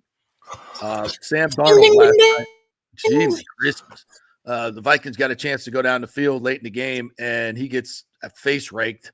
I mean, how do you miss that call? Same thing happened to Bucky Irving and cost the Bucs the Falcons game. I mean, that really cost them the game. If they get that call, there's a chance they're able to kick a field goal or at least run out the time against the Falcons. They don't get it.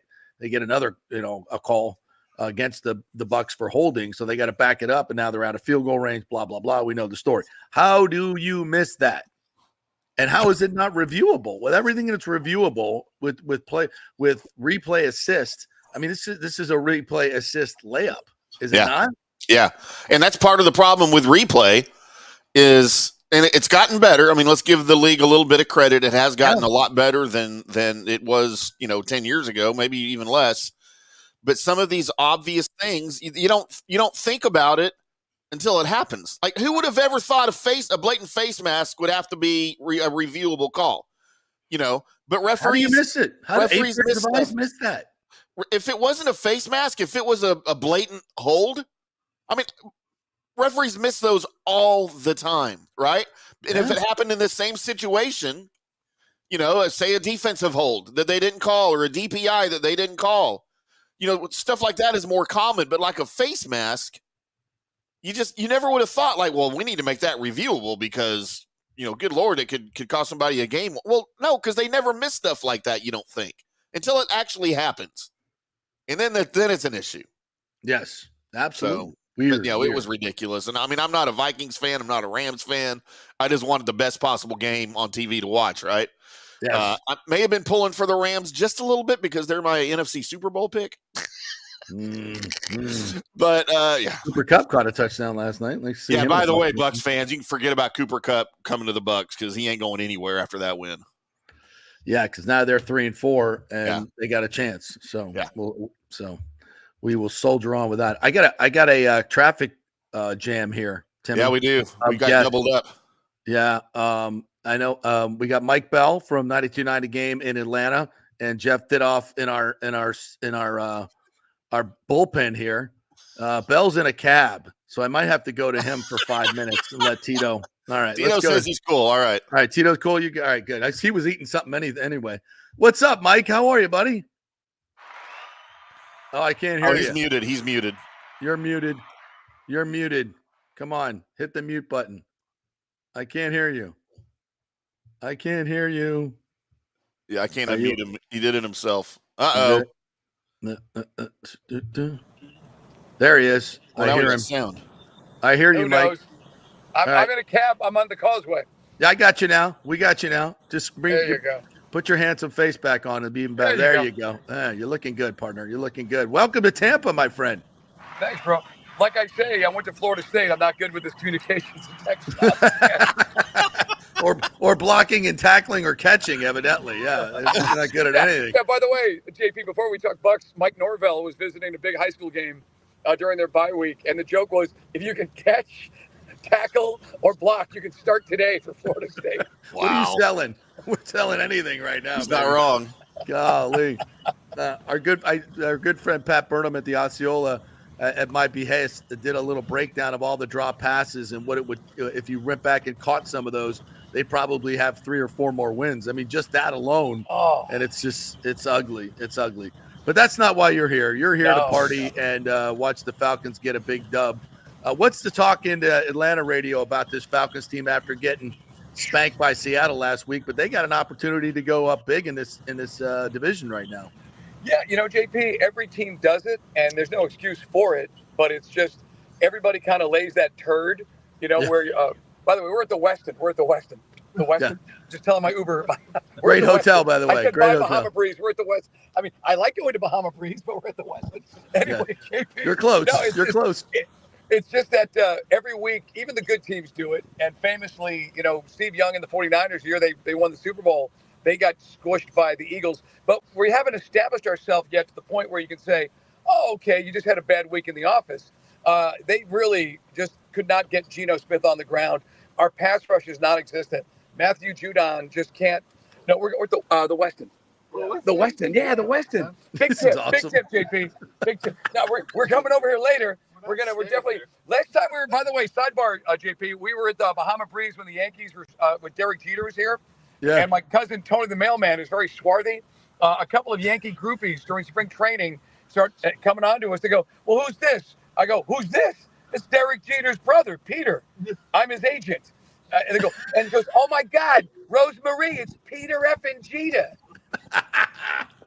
Peter Jeter. Peter Jeter.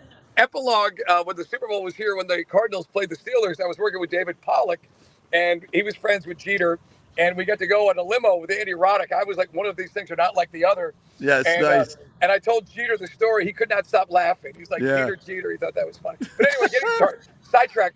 Bahama Breeze.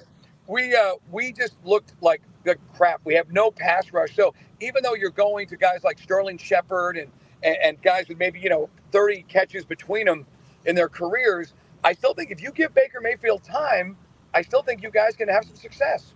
Yeah, I think that's where it lies because they're going to have some time to get open against that secondary. And I think that's kind of where this game lies. These young receivers against the Falcons secondary. I know one of the safeties is beat up as well for Atlanta. What's the health like for the back end for the Falcons? We're okay. I mean, look, we gave AJ Terrell the big money, but the secondary is tied in with your front. If you're going to play that kind of zone, that cover 2/cover 3, you've got to get pressure from your down linemen, and we're just not getting it. We brought in Matthew Judon from the Patriots, and he's a good dude, and he's got good attitude, kind of got a lot of swagger, which is something this team doesn't often have. Right. But we're not getting home.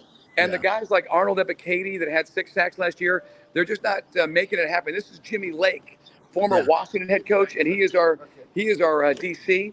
So JP, we're just not getting there. Offensively, I think we can run the ball. I think we weren't able to run the ball in the first matchup on Thursday night. It became one-dimensional. Tampa took away the run game. But still, I think after 500 yards of passing will cure that, really. What the Ravens did, though, maybe we try to get Bijan and Tyler Algier getting going on Sunday. Yeah, we'll see. All right, well, that's a nice hotel there. Tell all the good folks there I said hello. Thank you for jumping on. JP, come on down to Whiskey Joe's. We're all going to go boating. We're going to go streaky later. It's going to be awesome. We're going streaking down by the quad. Love it. I love it. Keep me posted. I'll be there You got it, tomorrow. brother. Love you. All Go right. Knowles. See you, man. The great Mike Bell there from 92.9 The Game. This is good stuff. Yeah, the Falcons, like he said, they're a flawed team, as are the Bucs. Yeah. And this is for first place in the NFC South. Everybody's got flaws, including Tito, my man, Jeff Thidoff, who joins us now. Thank you for your patience, my friend. You were finishing your lunch anyway, so I'm like, yeah, I'll let him have a little digestive moment. How are you? Doing well, bud. How you doing? We're good. I'm using props today. I feel like that guy on CNN. So this is I thought you feel like Carrot Top. Well, yeah. Does he do that too? So this Carrot is Top the use props. Yeah. This is the board that Liam Cohen is looking his offensive weapons. We have. Can you see this? We have Evans right at the top. Let's cross him off. Cross him off. My marker is not. Like you need new markers. Yeah, Godwin. It's not working. Cross him off. So we got Bucky, Rashad, Tuck, J-Mac, Otten, and Palmer. Not a lot there. Hey, look, the Godwin and Ayuk injuries, both of those teams out for the season now are just they're crippling. I loved Godwin this year. I was like, he was a guy I targeted a lot of drafts, and I thought him going back to the slot was going to be great. He did produce. Tough injury and ugly, completely injury. Useless. I mean, completely avoidable injury. Yeah. There's no reason for him to be in the game at that point. You can't defend that. Their PR people defending it, including Ryan Clark, including that guy too. I'm defending it. I don't want a coach that's going to give up with 2 minutes to play in the game. Down 10. They had every chance to win that game. Okay, look at the numbers. I was joking, Tim. Thank you. I was. You know what? If Evans was healthy, he'd have been in the game too. Rightfully so. He's not. That's the whole idea, though. That's but ifs and buts, candies and nuts. If they had more points, they would be in more. No, you have a 99.9% chance of losing the game at 6 minutes, at 3 minutes, at 2 minutes. No chance. A win there and no Godwin the rest of the season is not as good as a loss there and Godwin for the rest of the season. Thank you. We've been debating this all week. I want to win every game. I don't care who it is. You're not going to win anymore. Not win as many now because you don't Godwin. It's a 17-game season. Anybody can get hurt on any play. It's the National Football League. I hear you too. He can't get hurt if he's sitting on a bench. Yes. And you're not going to win if he's sitting on the bench either. You ain't going to win that game anyway. You might win this week. You had a chance. JP just admitted there is a 0.1% chance that they could have won the game. And I'm going with my 0.1%. If I divorce my wife, there is a 0.1% chance I can hook up with a supermodel. Yeah. Ain't happening. I know the odds. Yeah. I'm not going to divorce my wife. Oh, I bet it's more than that. I'd say 0.2 at least. Well, if I hang out with Tim Ham, it is. Yes. And Johnny. Yes. Then it is. Yes. That's all I got to do. I'll take the ones that you don't take. I'll take the table scraps. That's fine. I got a few of those I'll be happy to give to you. Perfect. JP, look at our viewer number at the top of the screen again. Oh, what is it with this? What is going on with this? It's constantly 666 every time I look up there. Every time Tito comes on, we're at 6. Yeah, that's right. Every time. Wow. That's weird. Somebody add or drop off. Yeah, please. somebody quit watching for a minute. Good God, it's like every day I look up there. Every time I look up, it's 666. Anyway, so now you mentioned injuries. Like what are the list of injuries of you take the top 10 draft picks in any draft? Okay, and we start with McCaffrey. Hasn't played it down. Brandon Ayuk goes down now. Chris Godwin was, probably a top 10, top 2 producer. I mean, how many do we have here? There's quite a few, and it's a thing where going into this year, and I shouldn't say I'm not totally surprised about McCaffrey not playing.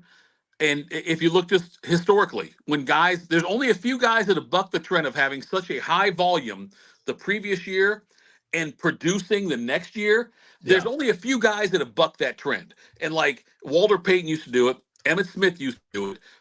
Peterson did it, Adrian Peterson, and Henry's doing it. But how many other guys? Ray Rice after that Super Bowl year, and I know he had the stuff off the field also, but even before that, he was never the same running back after their Super Bowl year. You had Arian Foster, the big year he had.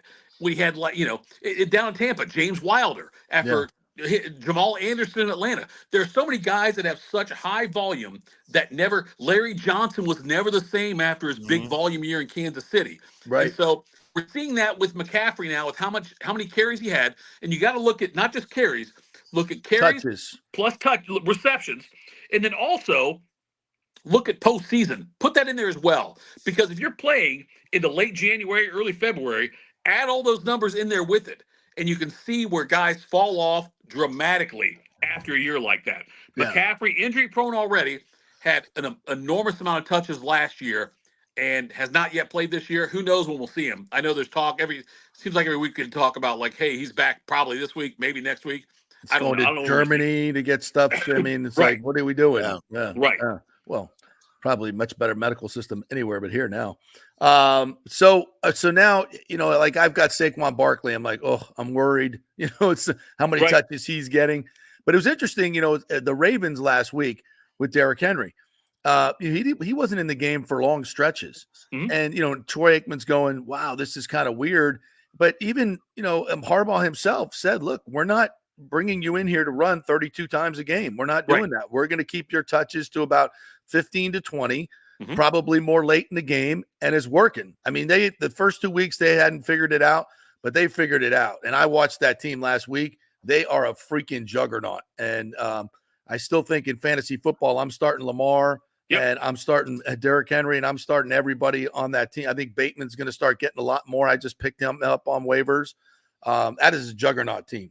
The luxury that Harbaugh has is that he's got a number 2 running back in Lamar Jackson that can still gain yards.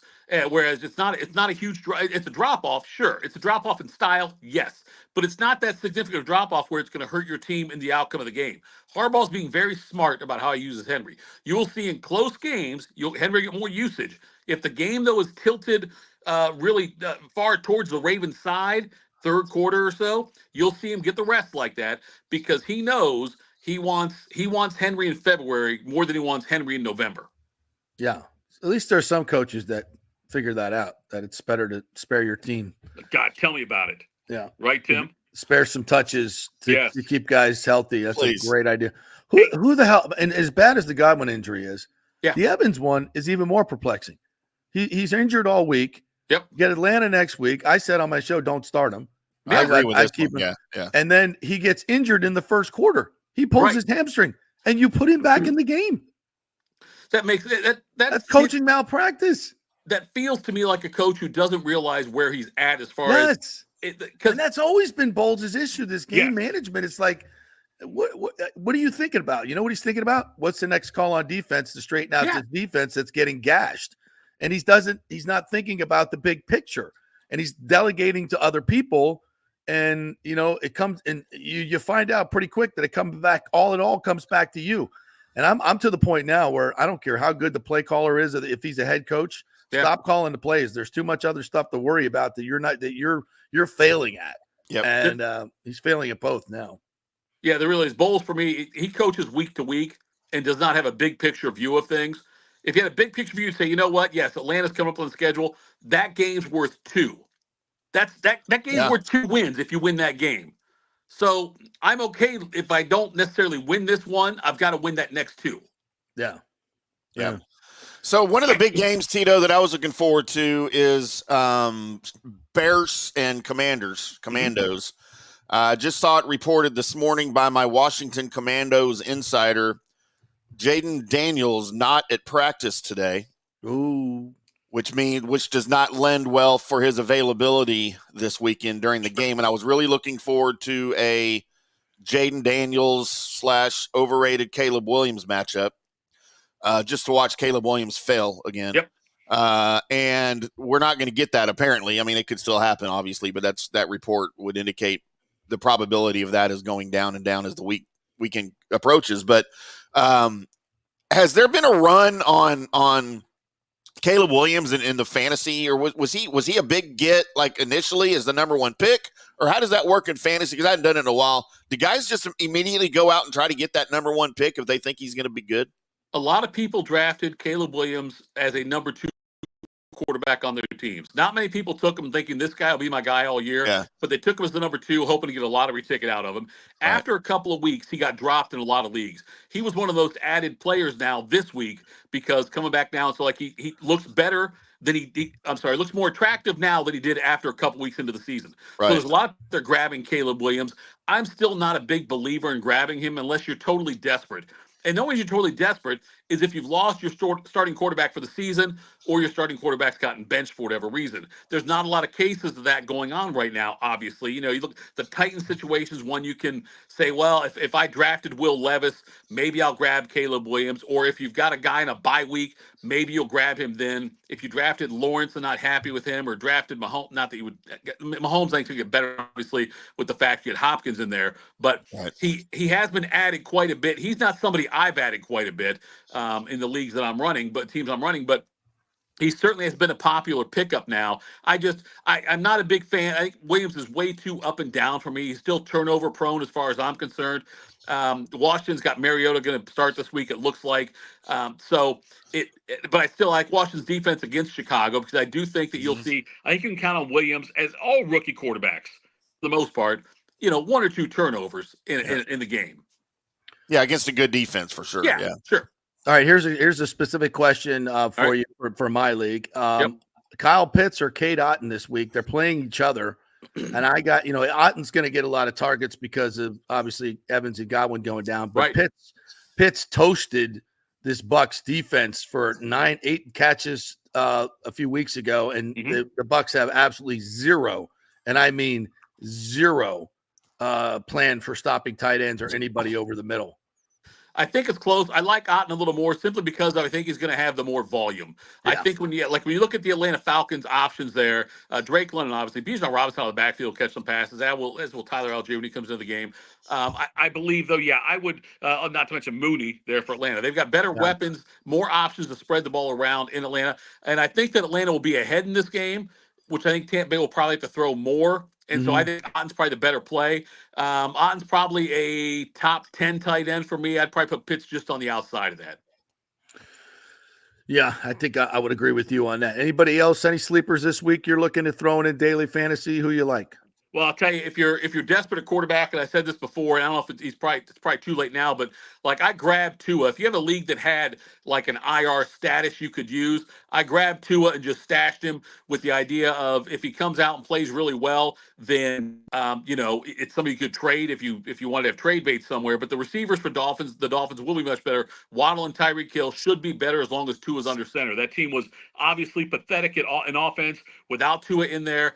And although, the concussion stuff aside, whether you believe Tua should be playing or not, or wearing the Guardian helmet, whatever that is, I think that the Dolphins offense will certainly have a significant uptick with Tua under center. We saw last night with the Rams when they get healthy. Not that those guys are available, but, Stafford, though, is much better when you've got Nakua and Cooper Kupp available there. You saw that last night with the 4 touchdown passes against the Vikings. Those are things you have to look at. Look at the health overall of receivers. And Russell Wilson played well for Pittsburgh, much to my chagrin, because I love Justin Fields. But, George Pickens all of a sudden seems a lot more attractive now. And then keep an eye out on the trades, what happens. If Mike Williams gets moved from the Jets, he's done nothing for the Jets this year. But if he gets moved to a team like Pittsburgh or to another team looking for wide receiver help, then, he may have some value if he's a number 2 receiver somewhere. All right, partner. I got to add a running back. Sure. What do you think of Jaylen Warren for Pittsburgh? Yeah, I like Warren. I think that he's going to keep it. Look, the Steelers, with the passing game opening up, it's going to make things more attractive for the running game. We saw Najee Harris had a big game last week, and Jaylen Warren's going to continue to get work into that game as well. They don't want Harris, they don't want Najee Harris down too much. But, yeah, I think he's a good pickup there. I don't know which other options you have, but, I still like Rico Dowdle for Dallas as someone to pick up if he's still out there. Chubb for Cleveland. He's probably not out there. But yeah, around that, if you're telling me it's either Warren or say like Austin Eckler, I would grab Warren. Out of those, Tank Bigsby and Jacksonville, I like quite a bit too. If he's available, I would grab him. He's outperforming Etienne, and I think he's going to continue to do that. All right, partner, good stuff. Any other thoughts that you have before you leave us? Picks this weekend? Anything you really love? Well, I tell you, Ohio State's a 25.5-point favorite against Nebraska, and they better cover that after what Indiana did in Nebraska.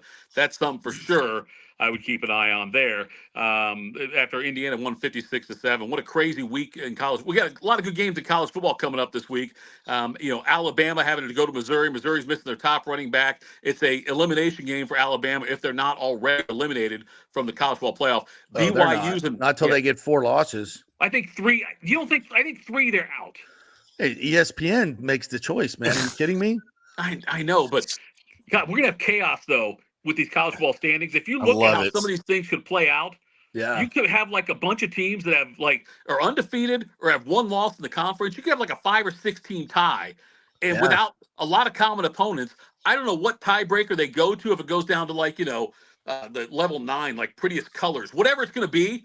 But you're going to see some pissed off college football fan bases this year because you're going to have a team. You could have Indiana maybe one loss tied with other one-loss teams that does not get into the Big Ten championship, and how pissed off will they be? Or if Ohio State or some other school gets left out of a conference championship game because of some weird, obscure 18-team thing with not common opponents, it's going to be bizarre. Yeah. Tito, give me your take on Dylan Raiola. I know he was an Ohio State commit for a while, and he's lighting things up over in Nebraska wearing his Patrick Mahomes hairdo and his number and everything. Raiola commits to Ohio State and then says, hey, I'm recruiting for Ohio State. I'm going to make this class great. And then he moves to Georgia for his last year of high school. Hey, I'm going to Georgia. Yep. I'm going to recruit for Georgia. And then goes to Nebraska where his uncle's the offensive line coach. And his dad played there too, yeah. Yeah, I never trust a quarterback who transfers that many times.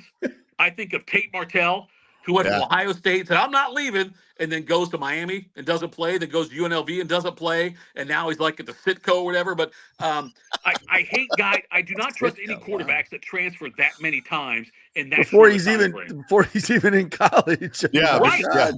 I saw the joke out there that Ukulele, whatever the quarterback is out there for Florida State, how he is giving up the rest of his season to go get a CDL because he wants to be a truck driver now. I'm not sure if that's true, but it would surprise me. He might have a better future as a truck driver. Yes. Somebody said he still could have another year of eligibility left. My God, that's fine. He never used his red shirt, so Dr. JJ's got a year somewhere. Yeah, so he'll just keep going from good program to mediocre program to horrible program. Next year he'll be at I don't know. I mean, Ohio State's going to need a quarterback next year, right? Isn't Howard done after this year? Well, let's not. Let's get Ukulele up at Ohio State. I'm going to start campaigning for Kyle McCord back. He had a nice night last night. He looked great last night for Pitt, didn't he? Wait, he plays for Syracuse. I'm sorry. Syracuse. I thought he played for Pitt last night. 3 pick sixes. Yikes. Five picks in the game. That's insane. Yeah, and he's been having a great year, too, for Syracuse. Yeah, he was. Can happen to anybody. Is that a Ryan Day issue up there at Ohio State that they can't recruit quarterbacks? They do such a good – no, they do a great job recruiting quarterbacks. What are you talking about? They haven't had a decent quarterback. They haven't had a decent quarterback since – You let Brock Glenn get away to Florida State. I'm sorry. Who's C.J. Stroud again? I forget. He's not from Ohio State. He just went there. Yeah. Fair enough. Okay. All right, Tito. Have a great weekend. Be profitable. Thanks, guys. Talk to you next week. Thanks, Tito. Yep. All right. You want to get some picks in here, partner? I don't think I did very well last week. You got the scoreboard? I do, JP. You did not do very well last week. You kicked my ass last week, didn't you? We both went into the week with 19 points as we get our football music going here. Yeah. JP, we both went into the week with 19 points. Yes. JP, out of a possible 12 points, scored 3. Ouch, babe. I got 7, which means I lead you now 26-22. Well, I'm going to have to start going off the reservation now for sure. Heading into this week. Couldn't find a line on Florida, Georgia. I looked really hard, and I couldn't find anything. That's because it's next week. Oh, yeah. That's probably why. So I went Florida State. And I was racking my brain. I'm like, wait a minute. Okay. Now, these college teams have bye weeks off now. Yeah, I know. These bye weeks screw me up big time. Yeah. So this week for college, we've got Florida State at Miami, BYU at UCF, and I went with North Carolina at Virginia as our third game. Okay. So to start, JP, Florida State plus 21 at Miami with a total of 54. Miami can name the score. Florida State won't score much. So I think I'm going to have to choose. I think they will score more than 54 points. So I'm going to have to go Miami, lay the 21 and the over. Miami and the over. You know what I'm doing, JP? I'm going to show some. 55-0 is my. It very well may happen. You know what I'm going to do though? I'm going to show some respect to Florida State. I'm going to say they at least cover. Well, no, 21. And I'm going with the over as well. Okay. Next game, BYU plus 1.5 at UCF with a total of 53.5. The reality is USF is not good, and the reality is BYU. This is one of my great picks of the weekend. This is easy, but BYU. I agree. I don't know why they're dogs. Yeah. I mean, I know they're on the road, but yeah. So what about the total? 53.5? I'm gonna go under on that. All right, I've got the over on that. Okay. North Carolina plus 3.5 at Virginia with a total of 59. I like Virginia sneaky good. Yeah. I like Virginia in this one, and North Carolina is not very good, and their offense stinks. I mean, their defense is awful. So I'll go over. I'll go Virginia in the over on this one. All right, I've got North Carolina in the under. Okay. May do some. You're either going to do some catching up this week or falling further behind. That's the plan. As we get into the NFL, JP, the Monday Night Football game, Giants, future Hall of Famer Daniel Jones, and the Giants plus 6 at the Steelers. 36.5 is our total. Wow, 36.5. Yeah, I mean, the Steelers scored 32 by themselves last week with Wilson. I know. Russ is cooking. I got to go over on this, and there's absolutely no way I can take the Giants at less than a touchdown. So I got to go Steelers and over. Steelers and over. I'm going to take the Giants in the under. Really? Okay. How you like him apples? I like a 36.5. Yeah. All right. Dallas Cowboys plus 4.5 at an injury riddled, not that the Cowboys aren't, but at an injury riddled 49ers. Total is 47. McCaffrey's not playing, correct? Nope. This is one of those games where you look and you say, well, it's the 49ers. It's not the 49ers. It's not. It's not really the Cowboys either now. It's not really the Cowboys either. So I think in a weird way, I'm gonna have to go Cowboys here. Take the points. And then what's the total? 47. I'm gonna go over on that. I've got the Cowgirls in the under for you. Okay.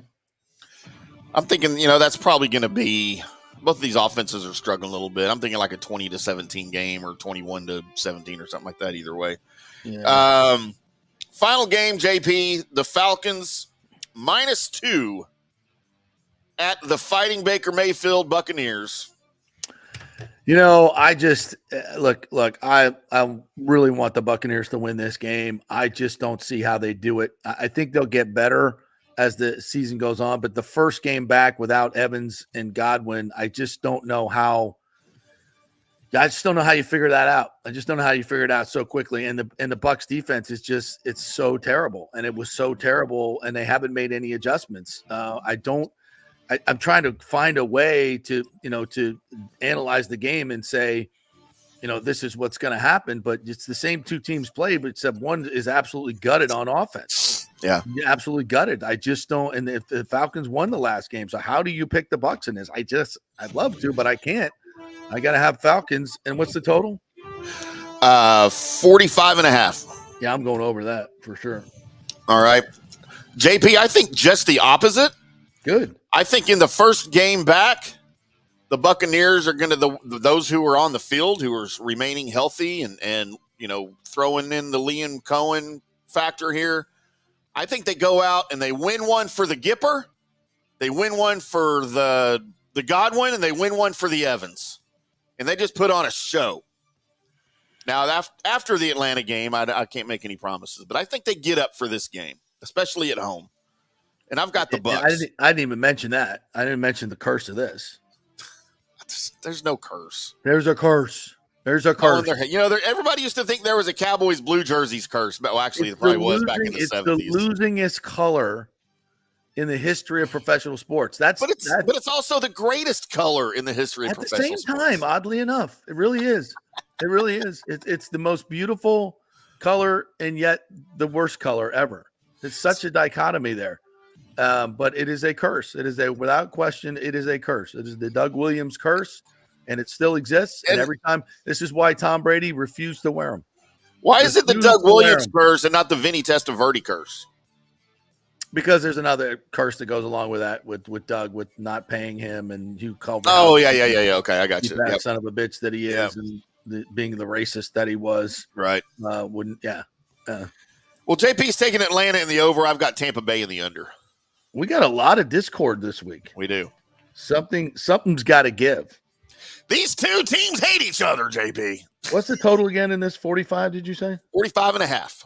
45.5. All right. I got all this written down because I think you're cheating me on the results. Look, I'm going to start taking pictures of my sheet. No, I know. Send it to you. I'll just put it on the screen every week. You're one of the few people I still trust in this world, my friend.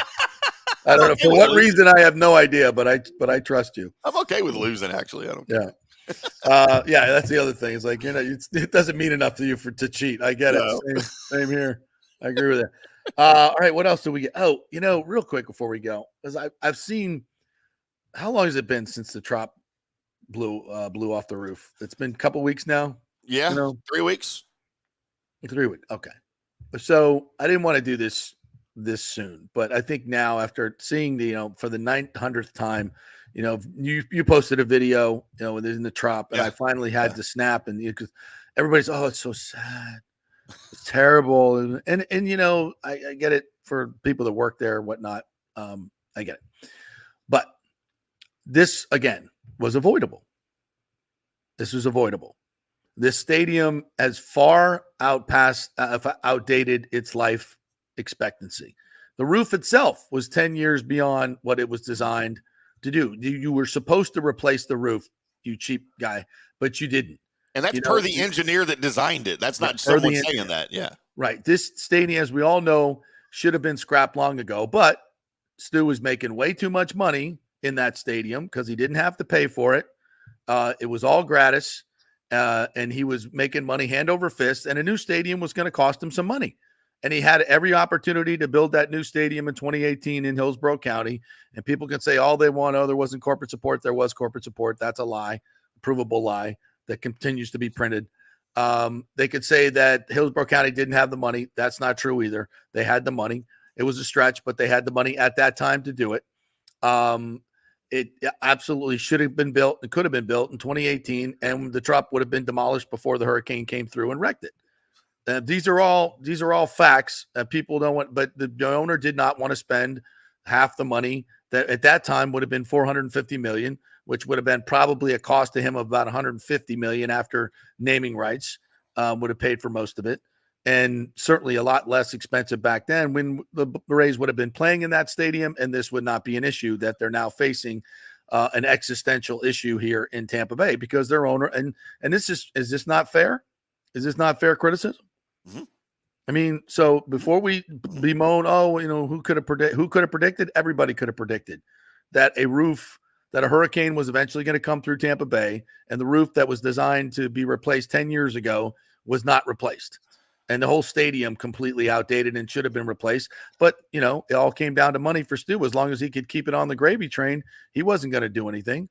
Well, and putting a fabric roof on a stadium in a hurricane zone, I know they're rare in Tampa, but still, I feel like that's a bad idea. It's a really bad idea. It's a horrible idea. And I think our fabric roof days are probably over now that Minnesota, like who'd have thought they'd have a snowstorm in Minnesota? To cave in the roof on a Sunday morning early at 3 a.m. Shocking development. Who would have thought a hurricane would come through in Florida? Ooh. Some of the greatest video is still to this day, those security camera footage of the snow caving in. Yeah. Remember? Wow. Yeah. And it was remember the Georgia Dome and the tornado? Yeah. Okay, we done with these things? That was during a basketball game. Yeah. During a game, yeah. Fabric roofs are a bad idea. Yeah. So, once again, avoidable. as tragic as it is, it was completely avoidable and should have been avoidable. So there's only one dude to blame, as always. So have a great weekend, Stu. And maybe at this point, with the fact they have no TV network, they have no stadium, and they have no offense whatsoever, maybe it's time for Stu to cash in, take his $2 billion plus the money he's going to make on the real estate deal that he just boondoggled St. Pete out of, and go away. Take your money and run. Pretty good idea. Yep. And on the opposite side, Jeffrey Vinnick putting a $20 million bonus pool into his employees at the Lightning after he made a windfall profit off of the Tampa Bay Lightning. Right. He gives it back to the employees in $20 million. How about that? Seems like that's the way it should be. Yeah, you think those full-time employees at the Rays offices are going to be getting $20 million bonuses when he sells that team? That'd be a no. That'd be a no. A big time no. Oh, Stu. Jeff Vinnick, what an owner. What an owner. Unbelievable, man. I wish I could be an owner. Yeah. 3 more years he'll be in charge of the club, and then he'll hand it over. So no worries if you're a Tampa Bay Lightning fan. Things will, I think, continue in that direction for quite some time. Yep. But that's one of those things that an owner does that the rest of the owners go, damn, man. You got to do us like that. Well, you got to – come on, man. I was going to keep all that cash. Imagine that, a CEO handing back money when he makes a windfall to his employees. Imagine that. Imagine that. Imagine a world where a CEO has a windfall profit and actually returns it to the people who earned it for him. Who got him there, yeah. Shocking development. Employer loyalty, JP. It's unheard of. Oh, God, we're back at 666, too, by the way. We jumped up a little bit. But well, I guess we should end on that. On this Halloween Eve weekend. All right, so for all you people in San Diego, Ron Burgundy will be making his appearance at the Tampa Bay Lightning game. At Lightning Vision, Ron Burgundy will be hosting instead of me tomorrow night, so tune in for that. All right, have a great weekend, everybody. Thank you, Tim. Thank you, Mike Bell. Thank you, Jeff Thidoff. Thank you to Scott Carter and Brian Bradley as well. Cast of thousands here on the JP Peterson Show. Hope you got what you paid for. Have a great weekend, everybody. Go Bolts. Go Bucks. Go Knowles. Go. See you on Monday.